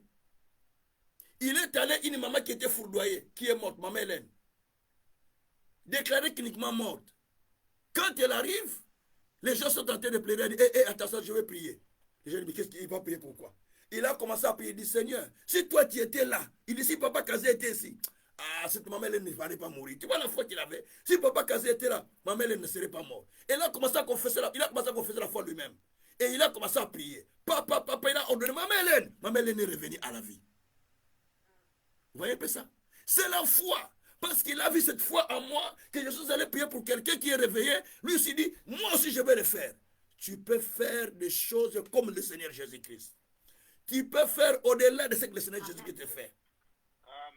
C'est ta foi.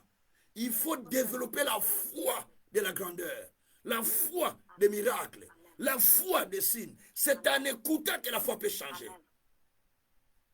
Le pasteur Timothée, il voyait quand j'appelais les gens à venir avec des choses à l'église, je priais pour des choses, pour des appareils, tout. Ça revenait et Dieu faisait des miracles.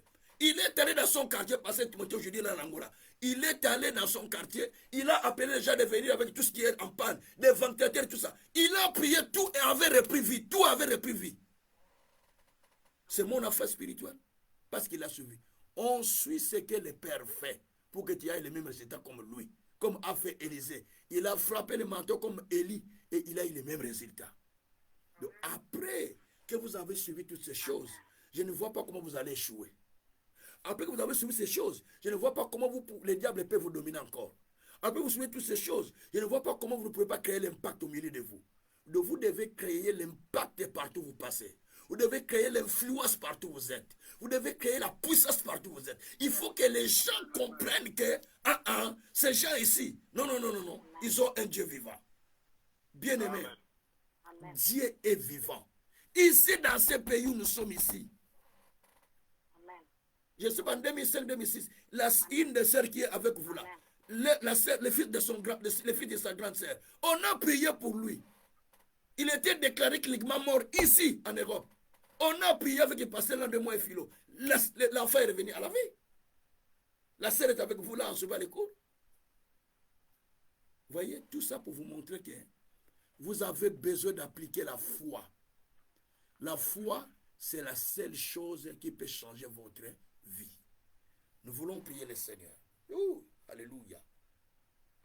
La prière de ce soir demande à Dieu de t'emmener dans une autre dimension de l'esprit.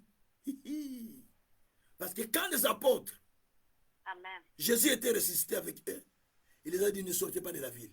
Et si vous allez recevoir une puissance, vous serez mes témoins. Mais la Bible, c'est que j'aime bien, la Bible dit, il les amena à Béthanie. Je veux que ce soit Dieu t'amène à Béthanie. Vous savez, à Béthanie, c'est où? C'est là où Dieu a béni les disciples. Jésus a amené ses disciples à Béthanie, c'est là où il les a bénis. Je veux que tu dises à Dieu, amène-moi dans ma Béthanie, à Béthanie, là où tu me bénis. Veut dire qu'il y a la dimension élevée.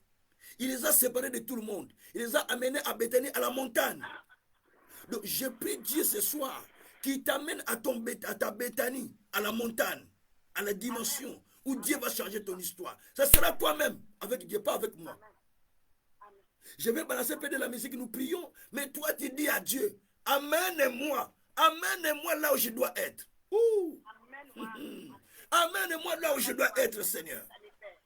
Dis, Seigneur, amène-moi là où je dois être. Prions le Seigneur, alléluia. Prions le Seigneur, alléluia. Dites au Seigneur, amène-moi là où je dois être. Dites au Seigneur, amène-moi là où je dois être. Dis, Seigneur, change mon niveau. Dis, Seigneur, change mon niveau. Dis, Seigneur, change mon esprit. Alléluia. Oh Jésus, Jésus, Jésus. Amène-moi, Seigneur, dans une autre dimension. Oh Jésus, je vais te voir dans une autre dimension. Je vais te voir dans une autre dimension. Amène-moi, Seigneur. Amène-moi, Seigneur. Amène-moi, Seigneur, dans une autre dimension. Que je voie ta grandeur. Que je voie ta puissance. Je vais te voir, Seigneur. Amène-moi dans une autre dimension, Papa. Amène-moi dans une autre dimension, mon Seigneur. Amène-moi dans une autre dimension, mon roi. Amène-moi dans une autre dimension, Seigneur. Oh Jésus. Oh Jésus. Oh Jésus. Amène-moi Seigneur. Amène-moi Seigneur. Amène-moi Seigneur. Amène-moi dans une autre dimension mon Seigneur. Amène-moi dans une autre dimension Seigneur. Amène-moi dans une autre dimension Seigneur. Amène-moi dans une autre dimension Seigneur. Amène-moi dans une autre dimension Seigneur. Amène-moi dans une autre dimension Seigneur. Oh Jésus. Amène-moi Seigneur. Amène-moi Seigneur. Amène-moi Seigneur. Amène-moi Seigneur. Dans une autre dimension Seigneur. Dans la dimension que j'ai besoin de contempler ta gloire. Dans la dimension Seigneur. Dans la dimension qui m'amène à la profondeur. Amène-moi Seigneur. Amène-moi Seigneur. Amène-moi Seigneur. Amène-moi Seigneur. Amène-moi Seigneur. Amène-moi Seigneur. Amène-moi dans une autre dimension, mon Dieu, mon roi. Amène-moi dans une autre dimension, mon Seigneur. Amène-moi dans une autre dimension, Papa. Oh Dieu, amène-moi, Père. Amène-moi, Seigneur. Amène-moi, Seigneur. Amène-moi dans une autre dimension, Créateur du ciel et de la terre. Amène-moi, Seigneur Jésus. Amène-moi, Seigneur Jésus. Amène-moi, Seigneur Jésus, dans une autre dimension de contempler ta gloire, de contempler ta puissance, de contempler ta parole. Amène-moi, Seigneur. Amène-moi, Seigneur, dans la dimension que je n'ai jamais expérimentée. Amène-moi, Jésus. Amène-moi, Jésus. Amène-moi, Jésus. Amène-moi, Jésus. Amène-moi, Jésus. Amène-moi, Jésus, dans la dimension que je n'ai jamais expérimentée. Dans la dimension que je n'ai jamais expérimentée. Jésus, amène-moi. Jésus, amène-moi à contempler ta puissance. Amène-moi à contempler ta gloire. Amène-moi à contempler ta puissance. Amène-moi à contempler tes miracles. Jésus, amène-moi. Jésus, amène-moi. Jésus, amène-moi. Jésus, amène-moi. Jésus, amène-moi. Dans la dimension que tu veux. Dans la dimension que tu veux. Dans la dimension que tu veux. Change-moi, Jésus. Change-moi, Jésus. Change-moi, Jésus. Change-moi, Jésus. Amène-moi, Jésus. Amène-moi, Jésus. Dans la haute dimension. Dans la haute dimension. Dans la haute dimension. Dans la haute dimension. Dans la haute dimension. Dans la haute dimension. Dans la haute dimension. Dans la haute dimension. Dans la haute dimension. Dans la haute dimension. Dans la haute dimension. Amène-moi. Amène-moi. Amène-moi. Dans la haute dimension. Amène-moi. Dans la haute dimension. Amène-moi. Dans la haute dimension. Amène-moi. Dans la haute dimension. Amène-moi, Seigneur. Amène-moi, Seigneur. Amène-moi, Seigneur. Amène-moi, Seigneur. Dans la dimension que tu veux pour moi. Jésus. Jésus, amène-moi. Jésus, amène-moi. Jésus, amène-moi. Jésus, amène-moi. Jésus, amène-moi. Jésus, amène-moi. Jésus, amène-moi. Jésus, amène-moi. Amène-moi, Seigneur. Amène-moi, Seigneur. Amène-moi, Seigneur. Amène-moi, Seigneur. Dans la dimension que tu as voulu pour moi. Dans la dimension que tu as attendue pour moi. Oh Dieu. Amène-moi, Seigneur. Amène-moi, Seigneur. Amène-moi, Seigneur. Dans la dimension que tu veux, Seigneur, pour moi. Dans la dimension que tu veux pour moi, Seigneur. Dans la dimension que tu veux pour moi, Seigneur. Amène-moi, Seigneur. Amène-moi, Seigneur. Amène-moi, Seigneur. Amène-moi, Seigneur. Amène-moi, Seigneur. Lobroko shakarababa. Eya baba baba. Eya barako shakarababa. Eya babarako shekeria baba. Mereke sakarababa. Eya broko sakaria maroke sekia. Maro broko sakatabayeke. Maro broko sakatabayeke. Ora broko shandaria bori. Mareke ke shakatabaroke shakataba. Dieu amène-moi. Dieu amène-moi. Dieu amène-moi. Dieu amène-moi dans un autre niveau, dans un autre niveau, un autre niveau spirituel, un autre niveau de la connaissance. Dieu amène-moi. Dieu amène-moi. Dieu amène-moi. Dieu amène-moi dans un autre niveau, dans un autre niveau, dans un autre niveau. Rebreko shakata boreke. Malabroko shakata bareke. Eya broko shakata bareke. Uya karako shekete baroke. Malobroko shakata baba. Eya baba. Yahweh amène. Yahweh amène-moi. Yahweh amène-moi. Yahweh amène-moi. Yahweh amène-moi. Yahweh amène-moi. Yahweh amène-moi. Yahweh amène-moi. Yahweh amène-moi. amène-moi. Yahweh, amène-moi. Yahweh, amène-moi. Yahweh, amène-moi. Yahweh, amène-moi. Yahweh, amène-moi. Yahweh, amène-moi. Yahweh, amène-moi. Lebreko shakataba. Eya baba rako sheketia baba. Merebroko shakataba baba. Eya baba rako shakataba. Lekereko shakataba roke shakataba. Eya baba rako shekeria baba. Amène-moi Jésus. Amène-moi Jésus. Amène-moi Jésus. Amène-moi Jésus. Dans la dimension que tu veux. Dans la dimension que tu veux. Dans la dimension que tu veux. Dans la dimension que tu veux. Dans la dimension que tu veux. Dans la dimension que tu veux. Au nom de Jésus. Au nom de Jésus. Au nom de Jésus. Au nom de Jésus. Amen Seigneur. Amen Seigneur. Amen Seigneur. Amen Seigneur. Tes serviteurs dans une autre dimension. Tes serviteurs dans une autre dimension. Tes serviteurs dans une autre dimension. Amen. Amen. Amen Seigneur.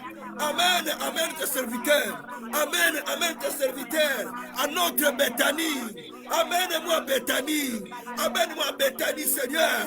Amène-moi Béthanie Seigneur. Amène-moi Béthanie Seigneur. Là où tu as béni le peuple.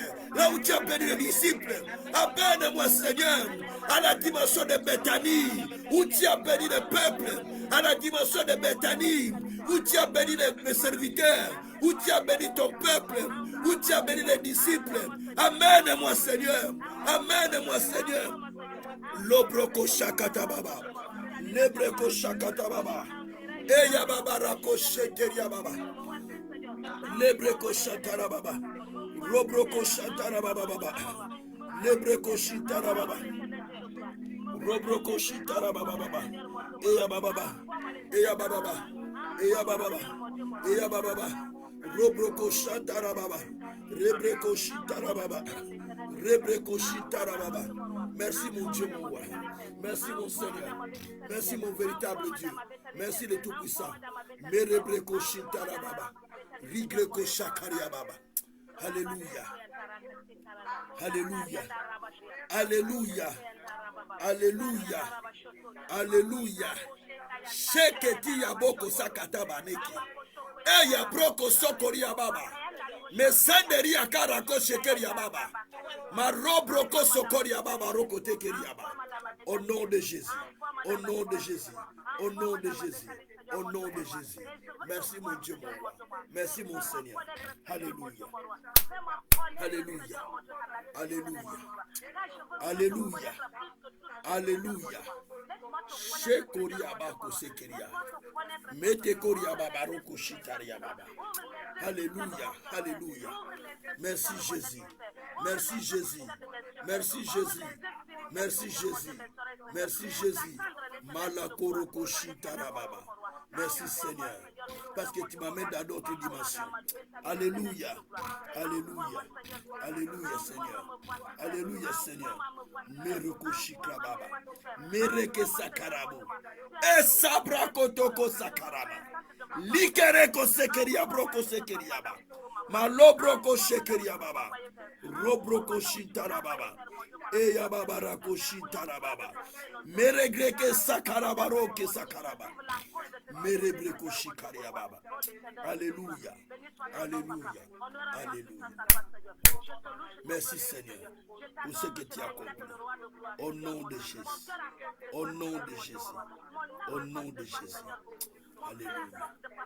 Alléluia. Alléluia. Alléluia. Alléluia Jésus. Alléluia Jésus. Merci Seigneur. Il a kakasakatabaru. Sekreko sakatamerekosa. Edebreko sokotayeke. Maloko toko seketaboroko shikaraba. Miregeke sakataroke sakataba. Ukaria broko sakaria manako sekeria baba. Ruzakaria mokoreke sakaria mu. Alléluia. Mereko shandara okisa. Alléluia. Alléluia. Alléluia. Merci Jésus. Merci Jésus. Merci Jésus. Merci Jésus. Alléluia. Merci Jésus. Merci Jésus. Merci Jésus. Alléluia. Et que tu apparais, Alléluia. Seigneur, dans ma vie, Seigneur. Alléluia. Apparais, Seigneur, dans ma vie, Alléluia, Seigneur. Apparais, Jésus. Seigneur, dans tous les domaines de Alléluia, ma vie, Jésus. Seigneur. Apparais chacun de nous, Seigneur. Apparais-moi dans toutes les dimensions de ma vie. Avec beaucoup de révélations. Apparais-moi, Seigneur. Apparais chacun de nous, Seigneur. Apparais-moi avec beaucoup de révélations, Seigneur. Par le nom de Jésus-Christ. Merci, mon Dieu, mon roi. Merci, mon Seigneur. Au nom de Jésus-Christ. Au nom de Jésus-Christ. Alléluia. Marakushika baraka. Alléluia. Alléluia. Je vais prier. Levez les mains en haut. Alléluia. Seigneur Dieu, je te prie aujourd'hui. Nous avons entendu. Nous avons compris que nous devons comprendre notre appel et notre saison. Tu nous fais passer par plusieurs saisons, voire même aux saisons de tests, pour voir notre foi si elle est vraiment solide. Oh Dieu, nous voulons, ô éternel Dieu, comprendre que chacun de nous est appelé à quelque chose. Maintenant, Seigneur, prends chacun de nous, amène-le dans les choses pour lesquelles tu l'as destiné. Merci Seigneur. Amen. Merci Seigneur. Amen. Éternel Dieu, nous voulons comprendre sur notre saison. Tu as dit que l'hirondelle de la cigogne connaît même sa saison. Mais nous, on ne connaît pas la saison. Seigneur, ouvre les yeux de chacun de nous. Qu'ils comprennent que c'est la saison des apparitions. C'est la saison où toi tu apparais à chacun pour produire un miracle. Je prie Seigneur pendant l'instant que les yeux s'ouvrent de chacun pour qu'il voie des choses qu'il n'a jamais vues. Que les oreilles s'ouvrent pour qu'il entende comme entendent les disciples. Seigneur, merci. Que les cœurs s'ouvrent pour être attentifs à ce qu'on est en train de prêcher. Comme tu l'as fait avec Lydie. Seigneur, que l'esprit s'ouvre pour comprendre les Écritures. Seigneur Dieu, accomplis tout cela dans la vie de chacun de nous. Et nous allons te témoigner. Nous ne voulons pas être des croyants simples. Nous voulons être des croyants qui servent Dieu. Des croyants motivés, engagés pour l'avancement du royaume. Les croyants déterminés pour te servir. Seigneur, nous sommes décidés de vivre le changement. Nous sommes décidés de vivre le changement dans notre vie. Aujourd'hui et à jamais. Seigneur, nous ne reculons plus en arrière. Nous avançons vers de l'avant. Nous ne sommes plus très jeunes. Mais nous avançons en âge, nous avançons en connaissance. Nous voulons, Seigneur, te servir avec crainte, te servir avec motivation, te servir avec engagement. Accorde-nous cette possibilité de te servir, Seigneur. Donne à chacun une onction spéciale. Une onction spéciale. Une onction qui touche son cœur. Une onction qui perçoit de son cœur. Une onction qui le convainc de te servir. Sans crainte. Une onction qui le convainc de s'engager pour l'avancement du royaume. Ce n'est quand toi tu donnes cette onction aux gens. Les gens vont commencer à soutenir ton œuvre sans qu'on leur demande. Les gens vont commencer à s'engager dans l'œuvre de Dieu sans qu'on leur demande. Les gens vont commencer à passer le temps en prière sans qu'on leur demande. Les gens vont commencer à s'engager à donner à Dieu sans qu'on leur demande parce que toi tu les as motivés par la puissance du Saint-Esprit. Tu l'as fait avec l'église de Macédoine qui était pauvre. Tu les as motivés par le Saint-Esprit. Ils ont donné au-delà même. Et ils sont devenus des riches et qui étaient des pauvres, dit la Bible. Seigneur Dieu, nous voulons voir les gens changer. Nous voulons voir les gens évoluer. Père, on ne peut pas passer dans cette école de formation que toi-même tu as demandé que je commence à former des serviteurs. C'est toi qui m'as dit, tu commenceras une école, tu vas commencer à former des serviteurs et tu deviendras leader des leaders. Cela veut dire pour moi, ces gens-là qui suivent la formation, tous sont des leaders. Alors Seigneur Dieu, donne à chacun l'esprit des leaders. Donne à chacun l'esprit des leaders, Seigneur. Qu'il travaille comme des leaders. Qu'il bouge ce monde. Que le monde soit bougé au travers d'eux. Et qu'il témoigne que Dieu est souverain. Nous te glorifions. Nous te magnifions infiniment. Dans les siècles et des siècles.